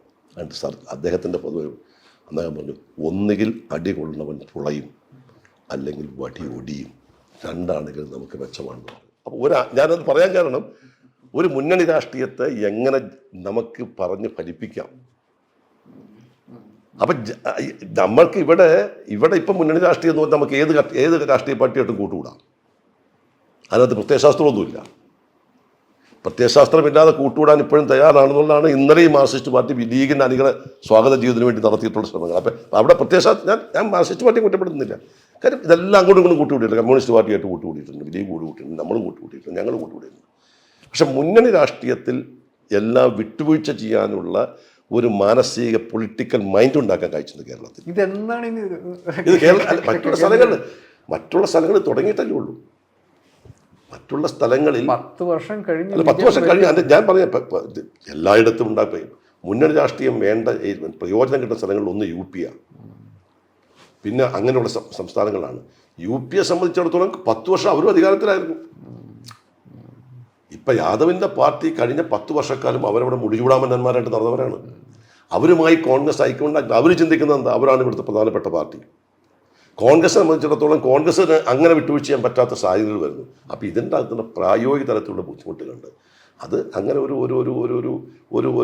5 വർഷത്തിനുള്ളിൽ പക്ഷെ കണ്ടുവരുന്നൊരു പ്രത്യേകത, ഒരു പുതിയൊരു ഒരു ആശ എന്ന് പറയുന്നത്, ഇവരെല്ലാവരും ഒരു കാര്യത്തിൽ ഇപ്പോൾ യോജിക്കുകയാണ്. ഇന്ത്യ മുന്നണിക്കകത്തുള്ള എല്ലാ പാർട്ടികളും ഒരു കാര്യത്തിൽ യോജിക്കുന്നു, അവരുടെ മുഖ്യ ശത്രു BJP ആണെന്ന് യോജിക്കുന്നു. അപ്പോൾ അത് കുറച്ചുകൂടി സാധ്യതകൾ തുറക്കും. പ്രാദേശികമായ വിട്ടുവീഴ്ചകൾക്ക് ആ മുഖ്യ ശത്രുവിനെ നേരിടുന്നതിനുള്ള ഒരു സമവായം വരുമ്പോൾ കുറച്ചും കൂടി അത് കാര്യക്ഷമമാക്കാൻ കഴിയുമെന്ന പ്രതീക്ഷയാണ്. ഓക്കെ, കോൺഗ്രസ് നേതൃത്വം ആ പാഠങ്ങൾ വളരെ പെട്ടെന്ന് പഠിച്ചെടുക്കണം. കേരള രാഷ്ട്രീയത്തെക്കുറിച്ച് പറഞ്ഞു തുടങ്ങിക്കൊണ്ട് ഇനി എനിക്ക് അങ്ങോട്ട് വരാനില്ല. നിങ്ങൾ ഇപ്പം CPM-ൻ്റെ സംസ്ഥാന സമ്മേളനത്തിൻ്റെ അകത്തുനിന്ന് പുറത്തു വരുന്ന വാർത്തകൾ അടുത്ത 3ാം ഭരണം എങ്ങനെയായിരിക്കണം എന്നുള്ളതിനെക്കുറിച്ച് അവർ ആലോചിച്ച് തുടങ്ങിയിട്ടുണ്ടെന്നുള്ളതാണ്. എന്താണ് കോൺഗ്രസ്സുകാരുടെ ഒരു പ്രതീക്ഷ? എന്താണ്? ഞാൻ 3ാം ഭരണം മാർക്സിസ്റ്റ് പാർട്ടിക്ക് കിട്ടുമെന്നുള്ള പ്രതീക്ഷ എനിക്കില്ല. അപ്പം ഏതെങ്കിലും ഞാനൊരു രാഷ്ട്രീയമായിട്ടൊരു സംതൃപ്തിക്ക് വേണ്ടി പറയുന്നതല്ല. ഒന്ന്, തുടർ ഭരണം ഉണ്ടാക്കിയിരിക്കുന്ന അപകടങ്ങൾ വളരെ വലുതാണ്. തുടർ ഭരണം അതൊന്നും പറയാമോ? ഞാൻ പറയും, കമ്മ്യൂണിസ്റ്റ് പാർട്ടിക്കകത്ത് തന്നെ തുടർ ഭരണമെന്ന്, കമ്മ്യൂണിസ്റ്റ് പാർട്ടി ഏത് പാർട്ടിയാണെങ്കിലും, പ്രത്യേകിച്ച് കമ്മ്യൂണിസ്റ്റ് പാർട്ടി, കേരളത്തിൽ കമ്മ്യൂണിസ്റ്റ് പാർട്ടിയുടെ അംഗങ്ങളുടെ മാത്രം ഒരു സപ്പോർട്ട് കൊണ്ടല്ല പറഞ്ഞിട്ടുള്ളത്. കമ്മ്യൂണിസ്റ്റ് സഹയാത്രികന്മാരുണ്ട്, താങ്കളെപ്പോലുള്ള ആളുകൾ. നിങ്ങളുടെ ബുദ്ധിയും നിങ്ങളുടെ കഴിവും കമ്മ്യൂണിസ്റ്റ് പാർട്ടി, നിങ്ങളെപ്പോലുള്ള ആളുകളുടെ കഴിവുകൾ കമ്മ്യൂണിസ്റ്റ് പാർട്ടിയുടെ ഉയർച്ചയ്ക്കും കമ്മ്യൂണിസ്റ്റ് പാർട്ടി പലപ്പോഴും ഭരണത്തിൽ വരുന്നതിന് അനുകൂലമായി ഘടകങ്ങളായിട്ട് പബ്ലിക് ഒപ്പീനിയൻ ക്രിയേറ്റ് ചെയ്യുന്ന കാര്യത്തിൽ ഈ തുടർഭരണം മൂലം ഉണ്ടാക്കിയിരിക്കുന്നത്, നമ്മൾ പറഞ്ഞ ഒരു തുടർഭരണത്തെ പല രീതിയിലാണ് വിലയിരുത്തുന്നത്. അതിൻ്റെ ആനുകൂല്യങ്ങൾ കിട്ടുന്നത് വിലയിരുത്തുന്നത് വേറെ രീതിയിലായിരിക്കും. പക്ഷെ കമ്മ്യൂണിസ്റ്റ് പാർട്ടി എന്ന് പറയുന്ന ഒരു പാർട്ടിയുടെ പ്രത്യയശാസ്ത്രപരമായ അടിസ്ഥാനത്തിൽ തുടർഭരണത്തെ വിലയിരുത്തുമ്പോൾ ഈ പാർട്ടിക്ക് ചില ജീർണതകൾ സംഭവിച്ചുകൊണ്ടിരിക്കുന്നു എന്ന വിലയിരുത്തൽ പാർട്ടി എത്തിച്ചേർന്നിട്ടുണ്ട്. പാർട്ടിക്കുണ്ട്, പാർട്ടി സഹയാത്രികർക്കുമുണ്ട്. പിന്നെ ഈ ഗവൺമെന്റിന് വന്നതിന് ശേഷം കേരളത്തിൻ്റെ പൊതുവെ കണക്കുകളുടെ അടിസ്ഥാനത്തിലേ വളർച്ചയുണ്ടായിട്ടുള്ളൂ. എല്ലാ മേഖലകളിലും അസ്വസ്ഥത വഴികൊടുത്തിരിക്കുകയാണ്. ഇപ്പം നമുക്കറിയാം നമ്മുടെ സമൂഹം ഇപ്പം ഏത് രീതിയിലാണ് മുന്നോട്ട് പോകുന്നത്. ഇവിടെ അക്രമങ്ങൾ, കൊലപാതകങ്ങൾ, കേസുകൾ, അരാജകത്വം വർദ്ധിക്കുകയാണ്. അതിന് കാരണം ആരാണെന്ന് ചോദിച്ചാൽ ഒറ്റയടി കാര്യം ചൂണ്ടിക്കാണിക്കാനില്ല. പക്ഷെ കേരളത്തിൽ അക്രമ സ്വഭാവം വളരുന്നതിന് ഒരു കാരണമുണ്ടില്ലേ? രാഷ്ട്രീയമായിട്ടുണ്ട്. കാരണം അക്രമകാരികൾക്ക് രാഷ്ട്രീയമായി സപ്പോർട്ട് കൊടുക്കാനുള്ള വലിയ ഒരു പൊളിറ്റിക്കൽ കൾച്ചർ ഉണ്ടാക്കി മാർക്സിസ്റ്റ് പാർട്ടികൾ. അത് അവർക്ക് അവരുടേതായ നയമുണ്ടായിരിക്കും. ഇപ്പം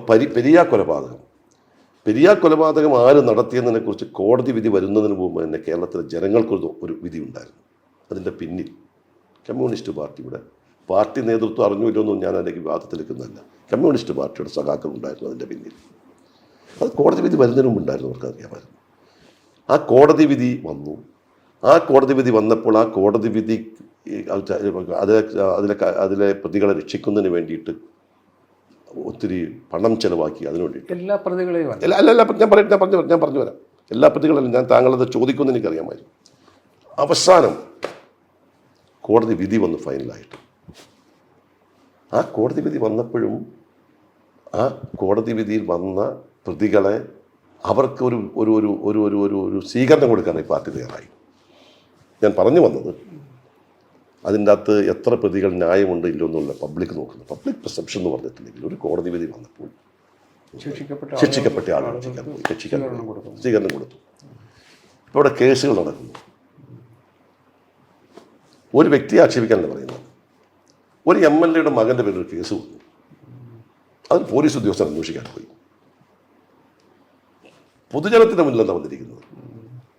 അന്വേഷിക്കാൻ പോയി ഉദ്യോഗസ്ഥനെ സസ്പെൻഡ് ചെയ്തിരിക്കുന്നു, സ്ഥലം മാറ്റി. ഒരു ശിക്ഷാ നടപടി, ഞാൻ പറയുന്ന ഒരു ശിക്ഷാ നടപടി കിട്ടിയിരിക്കുന്നു. അപ്പോൾ കേരളത്തിൽ വളർന്നു വരുന്ന ഇത്തരം റൂട്ടീനാണെന്നാണ് സർക്കാരിൻ്റെ ബാധിക്കുന്ന പബ്ലിക് പെർസെപ്ഷൻ വേറെയാണല്ലോ ഇതൊക്കെ. അതിന് ഞാൻ പറയാൻ കാരണം അതിന് ആ വാദഗതി, സർക്കാരിൻ്റെ വാദഗതി പൊളിച്ച് തന്നെ ആ കുട്ടിയുടെ മാതാവായ MLA അതിനകത്ത് ഇത്രയും ന്യായീകരിക്കേണ്ട കാര്യം ഉണ്ടായിരുന്നില്ലോ. അങ്ങനെയാണെങ്കിൽ സർക്കാരിൻ്റെ ഡെയിലി റൂട്ടീൻ ആണെങ്കിൽ ആ ഡെയിലി റൂട്ടീൻ പോയാൽ മതി പറഞ്ഞാൽ മതിയല്ലോ. അതിന് മറ്റൊരു വിശദീകരണം കൊടുക്കേണ്ട കാര്യമില്ലല്ലോ. ഞാനിത് പറഞ്ഞു വന്നത്, ഞാൻ ഏതെങ്കിലും ഒരു പാർട്ടിയെ കുറ്റപ്പെടുത്താൻ വേണ്ടി പറഞ്ഞ ഇവിടെ ഉണ്ടായിക്കൊണ്ടിരിക്കുന്ന, നമ്മുടെ സമൂഹത്തിൽ നിന്നുണ്ടായിക്കൊണ്ടിരിക്കുന്ന ഒരു അസ്വസ്ഥതയുണ്ട്. ആ അസ്വസ്ഥത നിയന്ത്രിക്കുന്നതിനോ അതിൻ്റെ നമ്മുടെ ഇവിടെ ഈ പറയുന്ന പോലെ ലഹരി വ്യാപനം നടക്കുന്നു. ഏതൊരു പാർട്ടിക്കാർ പിന്തുണ വെച്ചൊന്നും ഞാൻ പറയുന്നില്ല. ഇത് നമുക്ക് എവിടെയെങ്കിലും അവസാനിപ്പിക്കണ്ടേ? അതിനുള്ള ശക്തമായ നടപടി വേണ്ടേ? ഫാക്ട് എന്നുള്ളത് ഇതിൻ്റെ വ്യാപനമാണ്. ആ വ്യാപനം തടയുന്നത് എങ്ങനെയാണ്? അതിൻ്റെ എവിടെയാണോ അതിൻ്റെ ഉറവിടമെന്ന് കണ്ടെത്തണം. ആ ഉറവിടം കണ്ടെത്താൻ വേണ്ടി സ്വാഭാവികമായിട്ട് ശക്തമായ നടപടി സ്വീകരിക്കേണ്ടി വരും.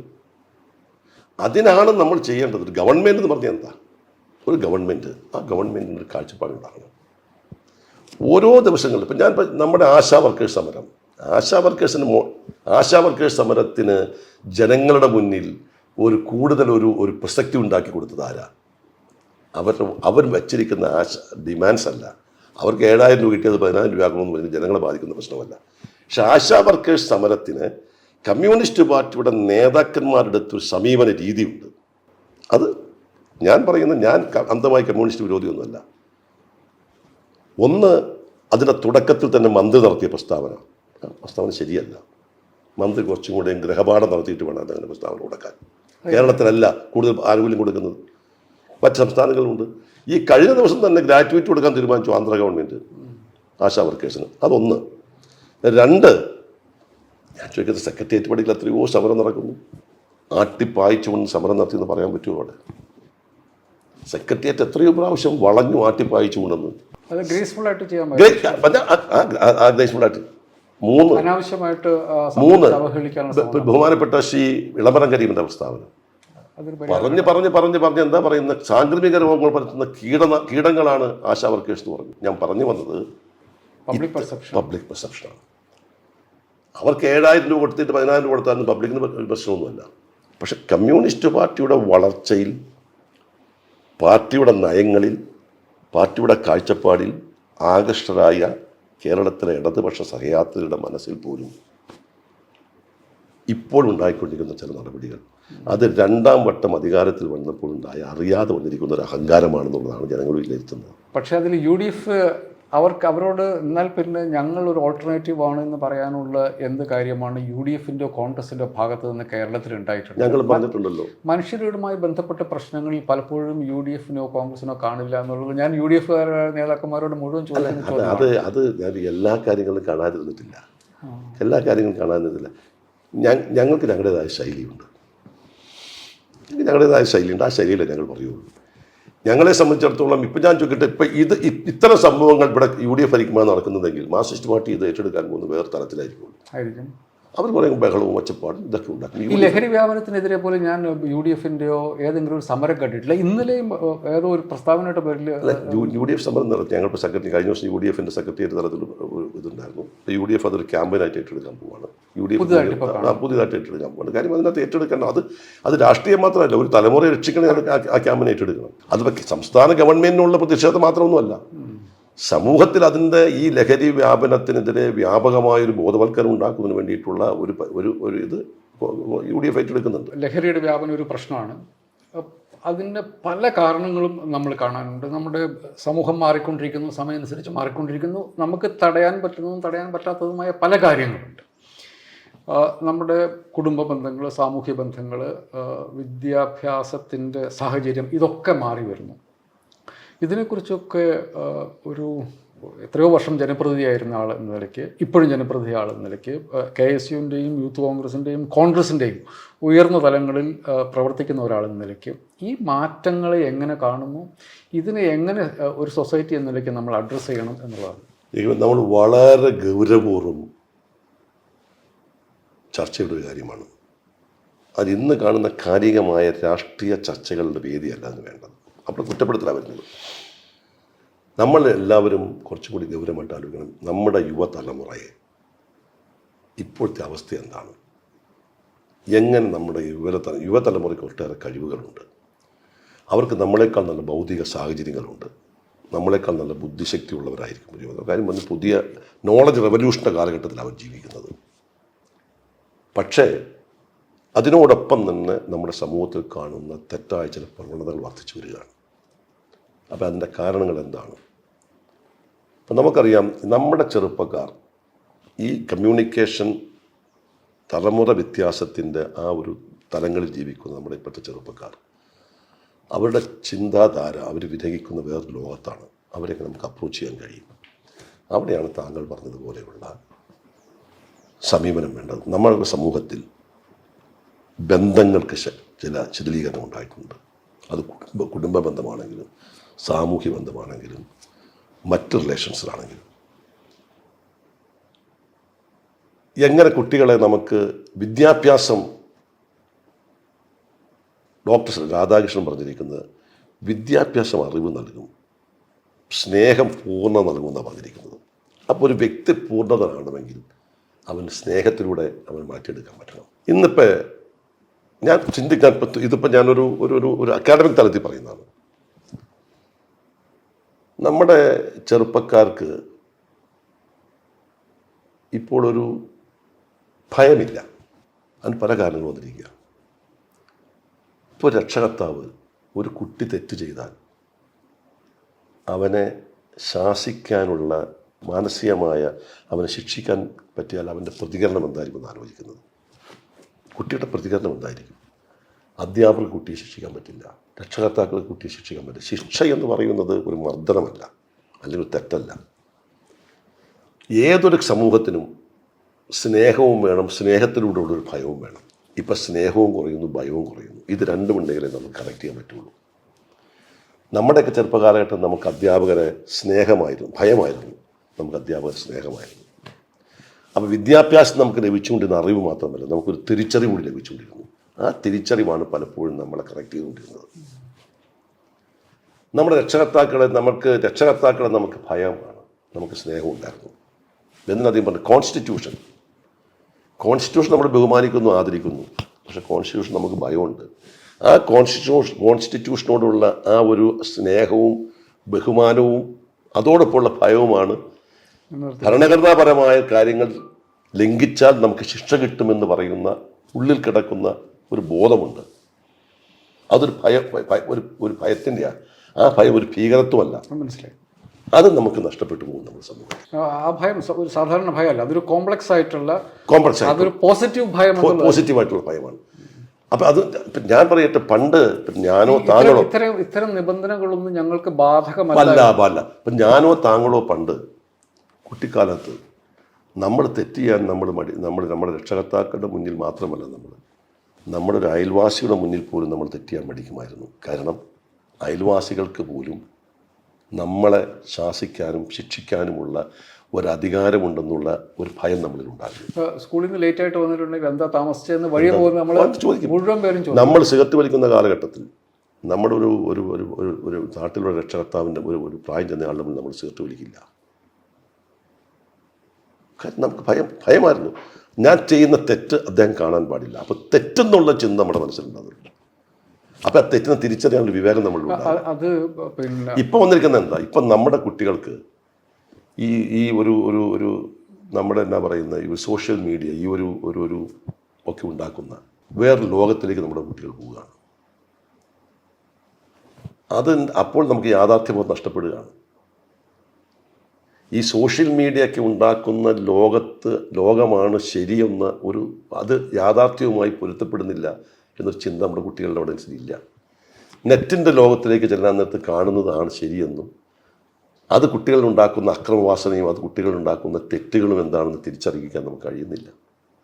അപ്പം ഇന്ന് തെറ്റായി പോയിക്കൊണ്ടിരിക്കുന്ന സമൂഹത്തെ തിരിച്ചു കൊണ്ടുവരണമെങ്കിൽ ഗവൺമെൻറ് മെഷറി മാത്രം പോരാ.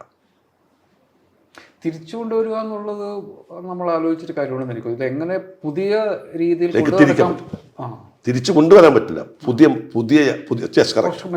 കുറച്ച് മെച്ചപ്പെട്ടതിലേക്ക് തിരിക്കാൻ കം ടു ദ ബാക്ക് അല്ല, മുന്നോട്ട് പോകുന്നതിന് കുറച്ചുകൂടി സാൻമാർഗികമായ ചിന്തകളിലേക്ക് തിരിക്കാൻ കഴിയുന്ന എന്താണെന്നതിനെ കുറിച്ചിട്ട് ആലോചിക്കണം.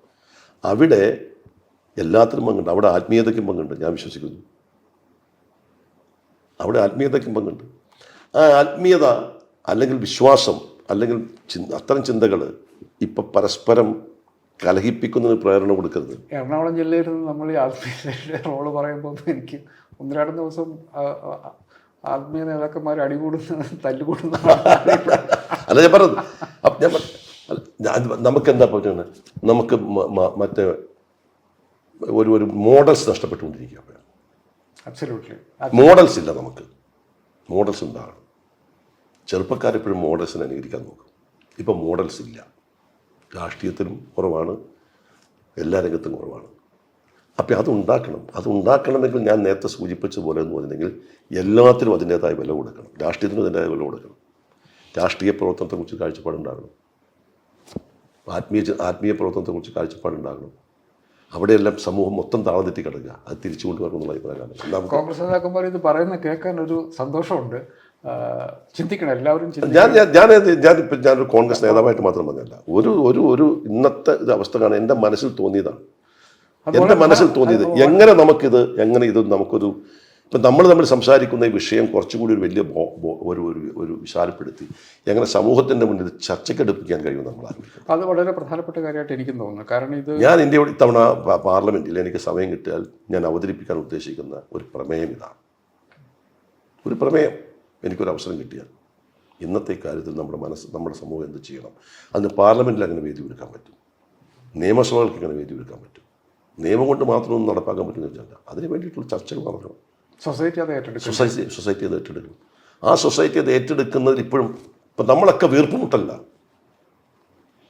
ഞാനും താങ്കളും ഇന്ന് സമൂഹത്തിൽ കാണുന്ന തെറ്റുകൾക്ക് നമുക്ക് മനസ്സിൽ വീർപ്പുമുട്ടലുണ്ട്. പക്ഷെ നമ്മൾ എന്നാ പറയുന്നത്, നമ്മൾക്ക് ഒരു ഒരു ഒരു ഒന്നും ചെയ്യാൻ പറ്റാതെ നമ്മളും നിസ്സഹായരായി. ഇതിനകത്ത് കുറ്റപ്പെടുത്തലുകൊണ്ട് കാര്യമില്ല എന്നുള്ളത് എനിക്ക് നേരെ തിരിച്ച് വേണം അങ്ങോട്ട് തിരിച്ചെന്നുള്ളതല്ല. ഇപ്പോൾ വേണമെങ്കിൽ രാഷ്ട്രീയ പാർട്ടികളുടെ നമ്മൾ 1, 2, 3 എടുത്ത് നിങ്ങളെ കുറ്റപ്പെടുത്താം, CPM കുറ്റപ്പെടുത്താൻ പോയാൽ അങ്ങനെ കുറ്റപ്പെടുത്താൻ യഥാർത്ഥത്തിലേക്ക് നമ്മൾ കടക്കുന്നില്ല. അത് എൻഡ്ലെസ് ആണ്. ആ പ്രോസസ്സ് അത് സീറോ സം ഗെയിം. അതുകൊണ്ട് നമുക്കൊരു മെച്ചം ഉണ്ടാവില്ല. അത് വളരെ സീരിയസ് ആയിട്ടുള്ളൊരു പ്രശ്നമായിട്ട് എനിക്കും തോന്നുന്നു. ഇവിടുത്തെ സാമ്പത്തിക പാളിച്ച ഞാൻ പറയുന്നത് നമ്മുടെ വിദ്യാഭ്യാസ മേഖല. നമ്മളൊക്കെ വിദ്യാർത്ഥി രംഗത്ത് കടന്നു പോകുന്നവരാണ്. ഉന്നത വിദ്യാഭ്യാസ രംഗത്ത് ഇത്രയും വലിയ തകർച്ച ഉണ്ടാക്കുന്ന കാലഘട്ടം ഉണ്ടായിട്ടുണ്ട്. നമുക്ക് 14 യൂണിവേഴ്സിറ്റികൾ 14 യൂണിവേഴ്സിറ്റികളിലും വൈസ് ചാൻസലർമാരില്ല.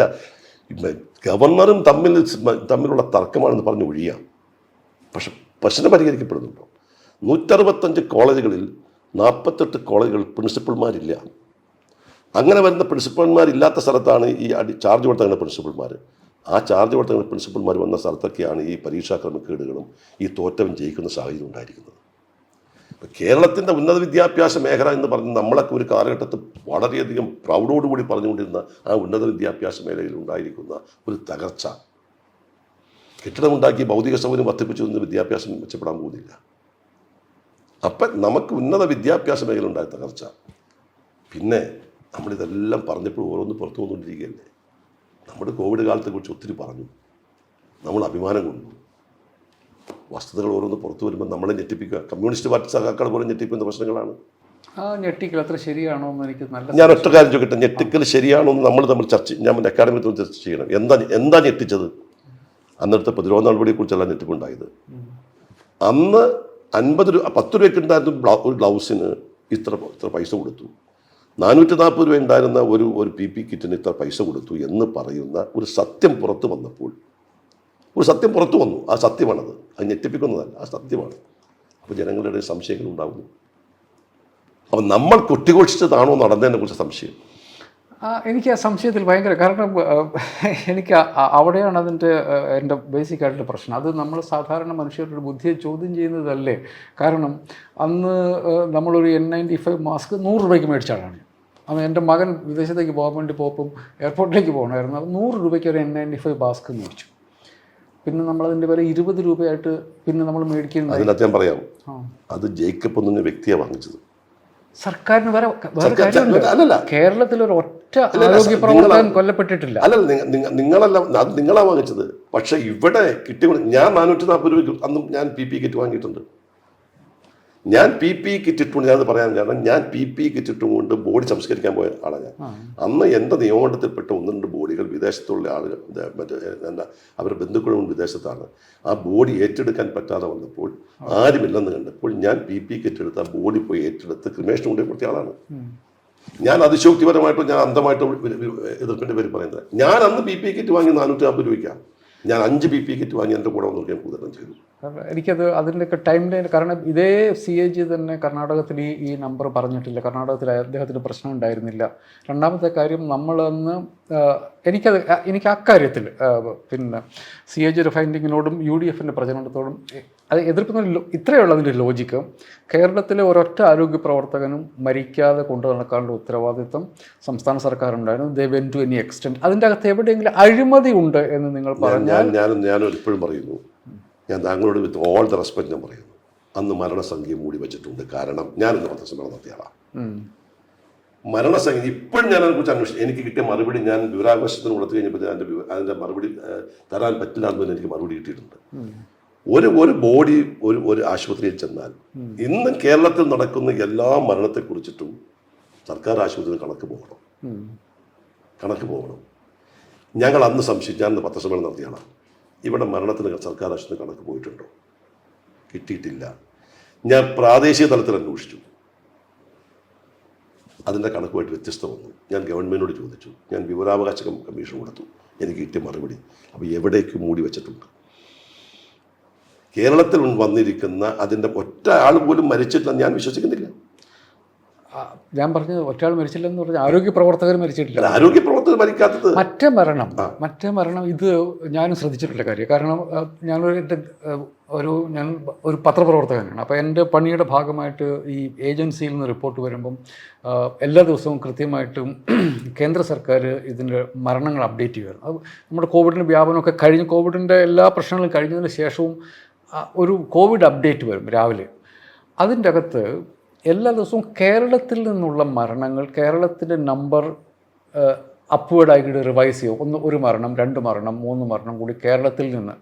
ഇന്ത്യയിൽ 28 സംസ്ഥാനങ്ങളുണ്ട്. കേരളത്തിൽ നിന്ന് മാത്രമാണ് ഈ അപ്ഡേറ്റുകൾ വന്നുകൊണ്ടിരുന്നത്. ഞാനതിനെ കണക്കാക്കുന്നത് കേരളം മാത്രമേ അതിൻ്റെ കണക്കെടുത്തു എന്നുള്ളതാണ്. കാരണം 5 ലക്ഷം പേര് ആണ് ഇന്ത്യയിൽ ആകെ മരിച്ചതെന്നുള്ളതാണ്. WHO കണക്ക് 50 ലക്ഷം പേര് മരിച്ചിട്ടുണ്ടാകുന്നുള്ളത്. അതിൽ ഈ 5 ലക്ഷത്തിൽ 70 കേരളത്തിലുള്ളത്. അതായത് 3.5 കോടി ജനങ്ങൾ 3% ഉള്ള കേരളത്തിൽ നിന്നാണ് ഈ മൊത്തത്തിൻ്റെ 15% വന്നിരിക്കുന്നത്. 5 ലക്ഷം ഒഫീഷ്യൽ മരണങ്ങൾ, അതിനകത്ത് 70,000 കേരളത്തിലെ മരണങ്ങൾ. മറ്റ് സംസ്ഥാനങ്ങളിൽ സാങ്കേതികത്തെ കണക്കറിയിലേക്ക് എല്ലാം സാങ്കേതികമായിട്ട് ഞാൻ പറഞ്ഞു വന്ന എൻ്റെ പോയിന്റ് ഇവിടെ മരണത്തിന്റെ പോലും യഥാർത്ഥ ഇത് പുറത്തു വന്നില്ല എന്നുള്ള അഭിപ്രായമാണ്. പുറത്തു വന്നിട്ടില്ല.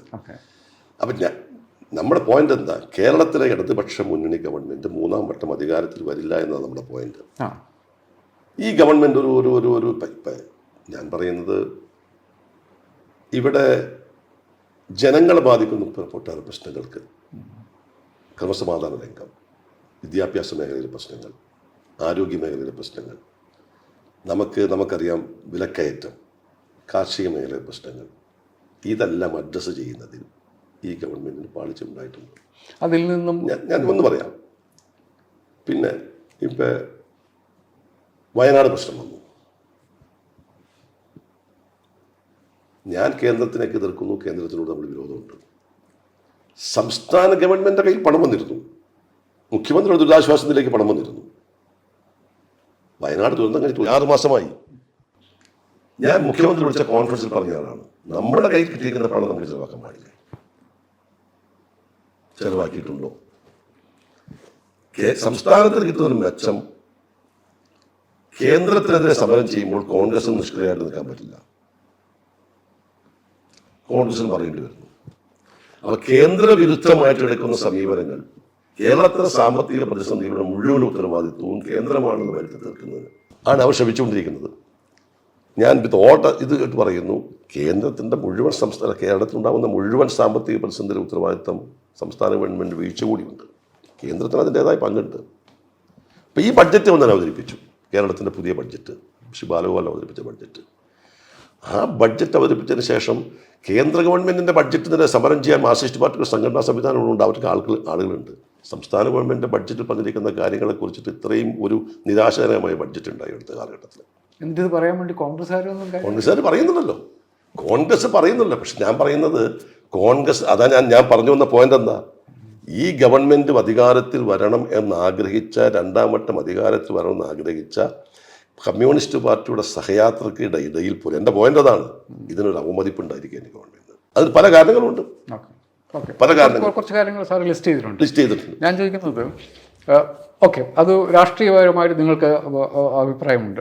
കോൺഗ്രസിൻ്റെ ഇപ്പോഴത്തെ കേരളത്തിലെ അവസ്ഥ എന്താണ്? കോൺഗ്രസ് ഇപ്പോൾ ഇന്നലെ ഞാനൊരു ചർച്ചയിൽ പകർന്ന ഒരാൾ പറഞ്ഞതുപോലെ, നിങ്ങൾ ഡൽഹിയിൽ വളരെ ഗംഭീരമായൊരു മീറ്റിങ്ങൊക്കെ കൂടി, എന്നിട്ട് അവസാനം പറഞ്ഞത് ഞങ്ങൾ ഒറ്റക്കെട്ടാണെന്ന് പറയും. നിങ്ങൾ ഒറ്റക്കെട്ടാണെന്ന് പറയാൻ വേണ്ടി നിങ്ങൾ ഡൽഹിയിൽ പോകേണ്ട കാര്യം എന്താണ്? ഈ കഴിഞ്ഞ ഇന്ദിരാഭവനിൽ പോയത് ഞങ്ങൾ ഒറ്റക്കെട്ടാണെന്ന് ഞങ്ങൾ പറഞ്ഞപ്പോൾ, നിങ്ങൾ ഒറ്റക്കെട്ടാണെന്നുള്ള കാര്യത്തിൽ കേരളത്തിലെ മനുഷ്യർക്ക് വലിയ താല്പര്യം ഉണ്ടാകാൻ സാധ്യതയില്ല. നിങ്ങൾ എന്താണ് അവരോട് പറയുന്നത്?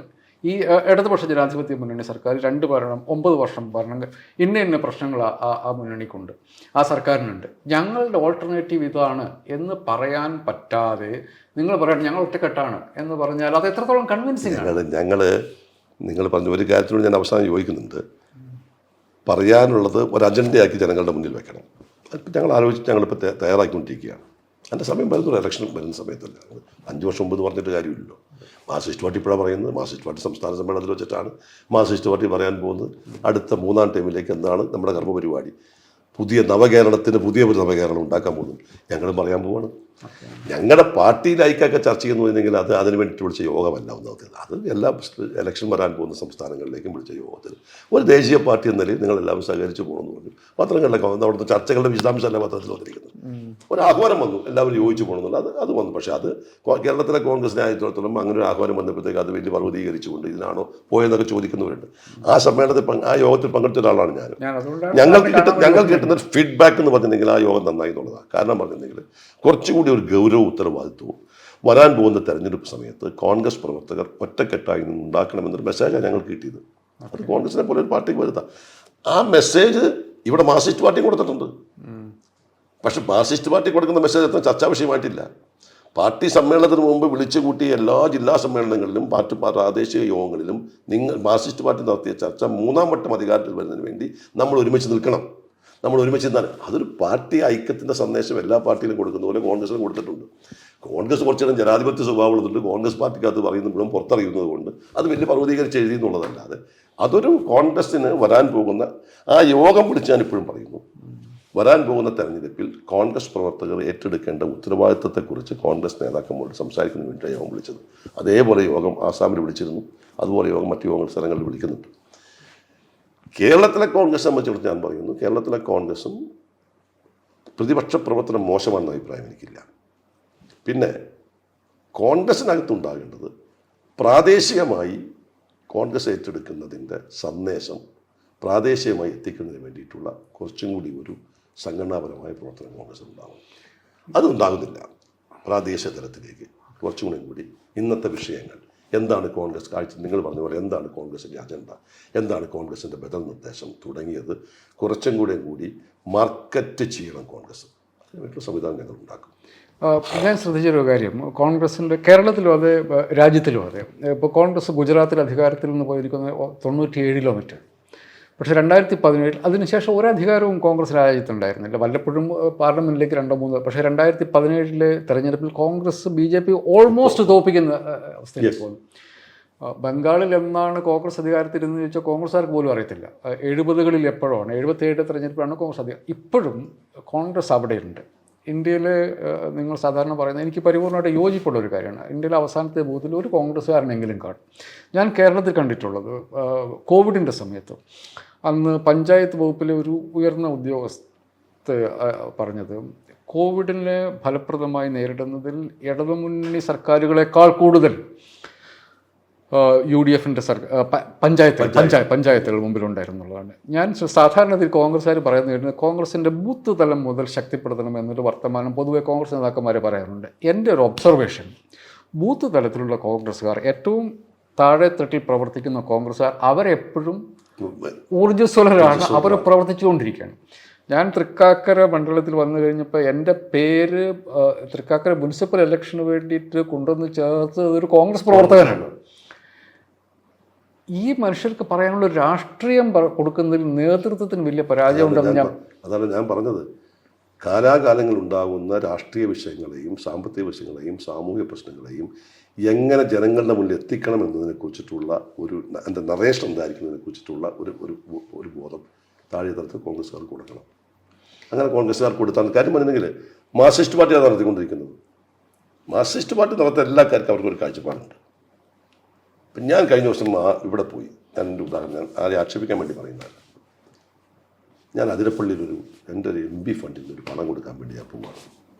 ഞാൻ MB ഫണ്ടിൽ നിന്ന് പണം കൊടുത്തു. അവിടെ ഒരു 10-40 ലക്ഷം രൂപയുടെ പരിപാടി ഉണ്ടായിരുന്നു. അവിടെ ഒരു മാർക്സിസ്റ്റ് മെമ്പർ പ്രസംഗിക്കാൻ ഞാൻ ഇപ്പോൾ അവരൊക്കെ വിളിക്കാറുണ്ട്. ആ മാർക്സിസ്റ്റ് മെമ്പർ അവിടെ നിന്ന് പ്രസംഗിച്ചത് എനിക്ക് മുമ്പുണ്ടായിരുന്ന MB അവിടെ നടത്തിയിട്ടുള്ള ഒട്ടേറെ വികസന കാര്യങ്ങളെക്കുറിച്ചാണ് പറയുന്നത്. ഒരു കാര്യം ഇവിടെ നടത്തിയിട്ടില്ല. ഞാൻ ആക്ഷേപിക്കാൻ വേണ്ടി പറയുന്നത്. അവിടെ റോഡ് ഉണ്ടാക്കിയത് അന്ന് സംസ്ഥാന ഗവൺമെൻറ്റിൻ്റെ കാലഘട്ടത്ത് ജയലക്ഷ്മി മന്ത്രി കൊടുത്ത ഫണ്ടിൽ നിന്ന് ഉണ്ടാക്കിയിരിക്കുന്നു. പക്ഷേ ആ റോഡും അന്ന് MB ആയിരുന്നയാൾ നടത്തിയതാണെന്ന് പാർട്ടി അണികളെ കൊണ്ട് പറയിപ്പിക്കാൻ, അത് വിശ്വസിപ്പിക്കാൻ തെറ്റുന്ന ഒരു പ്രചരണം കമ്മ്യൂണിസ്റ്റ് പാർട്ടിക്കുണ്ട്. ഞാൻ വ്യക്തിപരമായി പറയാത്തതുകൊണ്ട് അവിടെ പോകാത്ത ആളെ കുറിച്ചായി പറയുന്നത്. പക്ഷേ ആ റോഡ് ഉണ്ടാക്കിയത് ജയലക്ഷ്മി മന്ത്രിയായിരുന്ന കാലഘട്ടത്താണ്, ഉമ്മൻചാണ്ടിയുടെ ഗവൺമെൻറ്റാണ് ആ റോഡ് ഉണ്ടാക്കിയെന്ന് പറയാനുള്ള അറിവ് അവിടുത്തെ പ്രാദേശിക നേതാക്കന്മാർക്ക് കൊടുക്കാൻ കോൺഗ്രസ് പരാജയപ്പെട്ടിരിക്കുക. നിങ്ങളുടെ KPCC പ്രസിഡന്റ് അല്ലേ പറഞ്ഞ semi cadre party semi cadre ആക്കാൻ വേണ്ടി പോകുന്നു. ഞാൻ പറഞ്ഞത് നമ്മൾ പറഞ്ഞ ഒരു പോയിന്റ് ഒന്നാ, ഒത്തിരി ഊർജ്ജസ്വലതയുള്ള, പ്രവർത്തിക്കാൻ ബുദ്ധിമുട്ടുള്ള, ഇപ്പം നിങ്ങളെ വോട്ടർപട്ടികയിൽ പേര് ചേർത്തതുപോലെയുള്ള കോൺഗ്രസിൻ്റെ ഒട്ടേറെ അണികൾ കോൺഗ്രസിനുണ്ട്. അവർ രാഷ്ട്രീയമായി പ്രയോജനപ്പെടുത്തുന്നത്, അവിടെയാണ് രാഷ്ട്രീയ പാർട്ടിയുടെ കഴിവ് വേണ്ടത്. അവരെ എങ്ങനെ രാഷ്ട്രീയമായി പ്രയോജനപ്പെടുത്തണം, രാഷ്ട്രീയമായി പ്രയോജനപ്പെടുത്തുമ്പോൾ ഞാൻ അടിവരയിടുന്നു. അന്ധമായ രാഷ്ട്രീയ പ്രചരണം നടത്തി, ആക്ഷേപം നടത്തി, മുദ്രാവാക്യം വിളിച്ചല്ല രാഷ്ട്രീയമായി പ്രയോജനപ്പെടുത്തേണ്ടത്. നാടിന് അനുയോജ്യമായ രാഷ്ട്രീയം അവരിൽ പഠിപ്പിച്ച് അതിൻ്റെ പ്രവാചകന്മാരാണ് ഞങ്ങൾ. അത് നടപ്പാക്കുന്നത് കോൺഗ്രസ് ആണെന്ന് വരുത്തതിൽ കോൺഗ്രസിന് വീഴ്ച ഉണ്ടായിട്ടുണ്ട്. അതുകൊണ്ടാണ് നിങ്ങൾ നേതൃത്വ മാറ്റത്തെക്കുറിച്ചൊക്കെ ഇങ്ങനെ സംസാരിച്ചുകൊണ്ടിരിക്കുന്നത്. നേതൃത്വ മാറ്റത്തെക്കുറിച്ച് സംസാരിക്കുന്നത് അതുകൊണ്ടൊന്നുമല്ല. നേതൃത്വ മാറ്റം ഒരു കാലാകാലങ്ങളിൽ ഉണ്ടാകുന്ന രീതിയിലുള്ള ഒരു ഇതാണ്. എപ്പോഴും കുറേ എല്ലാ പാർട്ടിയും നേതൃത്വ മാറ്റം ഉണ്ടാവുമല്ലേ. കോൺഗ്രസിന്റെ നേതൃത്വം മാത്രമേ കൂടുതൽ ചർച്ച വരുന്നുള്ളൂ. അതിൻ്റെ ഒരു പ്രശ്നം എന്താണെന്ന് വെച്ചിട്ടുണ്ടെങ്കിൽ കേരളത്തിലെ സാറ് പറഞ്ഞത്, കേരളത്തിലെ ഇടതുപക്ഷ മുന്നണിയെ സംബന്ധിച്ചിടത്തോളം അവരുടെ നേതാക്കന്മാർ തന്നെ ഓരോരുത്തരോട് പറഞ്ഞെങ്കിൽ മാത്രമേ മനുഷ്യർ അറിയുള്ളൂ. പക്ഷേ കോൺഗ്രസിനും UDF-നും അഡ്വാൻറ്റേജ് കേരളത്തിലെ മുഴുവൻ മാധ്യമങ്ങളും നിങ്ങൾ പറയുന്നത് പറയാൻ വേണ്ടി കാത്തിരിക്കുകയാണ്, നാട്ടുകാരിൽ എത്തിക്കാൻ വേണ്ടിയിട്ട്. ആ ഒരു ഹ്യൂജ് ഡിസഡ്വാൻറ്റേജ് LDF-നുണ്ട്, ഹ്യൂജ് അഡ്വാൻറ്റേജ് നിങ്ങൾക്കുണ്ട്. എന്നിട്ട് പോലും അഡ്വാൻറ്റേജ് ആയിട്ട് ഇപ്പം ഞാൻ കാണുന്നില്ല. കാര്യം പറഞ്ഞിട്ടുണ്ടെങ്കിൽ ഞങ്ങൾ പറഞ്ഞില്ല, ഞങ്ങൾ പറയുമ്പോഴത്തേക്കും അതിനങ്ങോട്ട് വലിയ പ്രാധാന്യം വരിക, അനുകൂലമായിട്ടല്ല നെഗറ്റീവ് പ്രാധാന്യം വലുതും വന്നത്. അത് കോൺഗ്രസ്സുകാർ തിരിച്ചറിയുന്നില്ല, ഞങ്ങളെ തിരിച്ചറിയുന്നില്ല. ഞങ്ങളുടെ ഒരു പ്രസ്താവന വരുമ്പോൾ ആ പ്രസ്താവന എങ്ങനെ പാർട്ടിയെ ബാധിക്കുന്നു എന്ന തിരിച്ചറിവ് കോൺഗ്രസ്സുകാർക്ക് ഉണ്ടാവണം. ഞാൻ പലപ്പോഴും ശ്രദ്ധിച്ചിട്ടുള്ള കാര്യം, കോൺഗ്രസിൻ്റെ നേതാക്കന്മാരുടെ പ്രസ്താവനകൾ ഇപ്പം സ്പെസിഫിക് ആയിട്ട് CPM-നെയോ കോൺഗ്രസിനെയോ രാഷ്ട്രീയമായി വസ്തുതകളുടെ അടിസ്ഥാനത്തിൽ വിമർശിക്കുന്നതിന് പകരം ഞാൻ പലപ്പോഴും കണ്ടിട്ടുള്ള കാര്യം, 3 ദിവസം കൊണ്ട് പൊളിഞ്ഞു പോകുന്ന തരത്തിലുള്ള ആരോപണങ്ങൾക്ക് പുറകെ കോൺഗ്രസ്സുകാർ പോകുന്നതായിട്ടാണ് ഞാൻ പൊതുവേ കണ്ടുകൊണ്ടിരിക്കുന്നത്. അപ്പം അതിനേക്കാൾ കൂടുതൽ സബ്സ്റ്റാൻറ്റീവായിട്ടുള്ള രാഷ്ട്രീയ പ്രവർത്തനം കോൺഗ്രസ്സുകാരുടെ ഭാഗത്തു നിന്നില്ല എന്നൊരു ആക്ഷേപം എനിക്കുണ്ട്.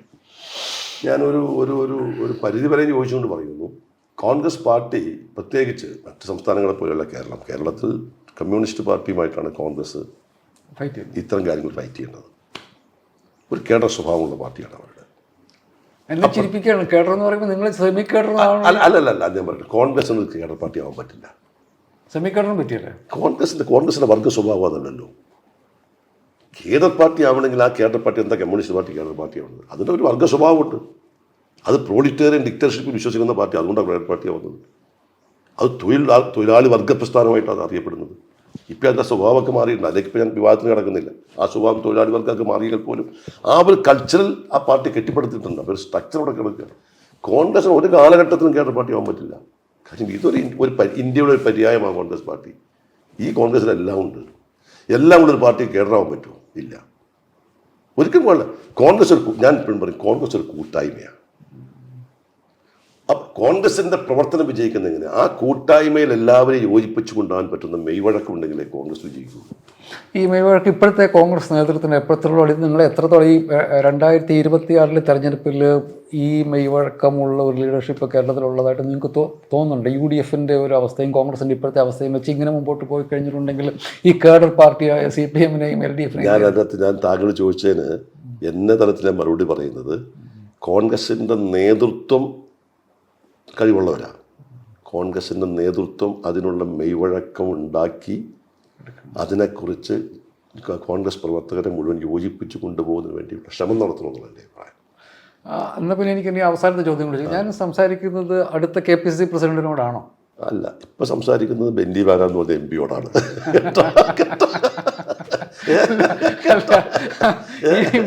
കൂടി വന്നാൽ പറയാവുന്ന ഒരു പൊളിറ്റിക്കൽ അഫയേഴ്സ് കമ്മിറ്റി മെമ്പറോടാണ്. അത് വിട്ടിട്ടുള്ള സംസാരത്തിലല്ല ഇപ്പം നമ്മളിരിക്കുന്നത്.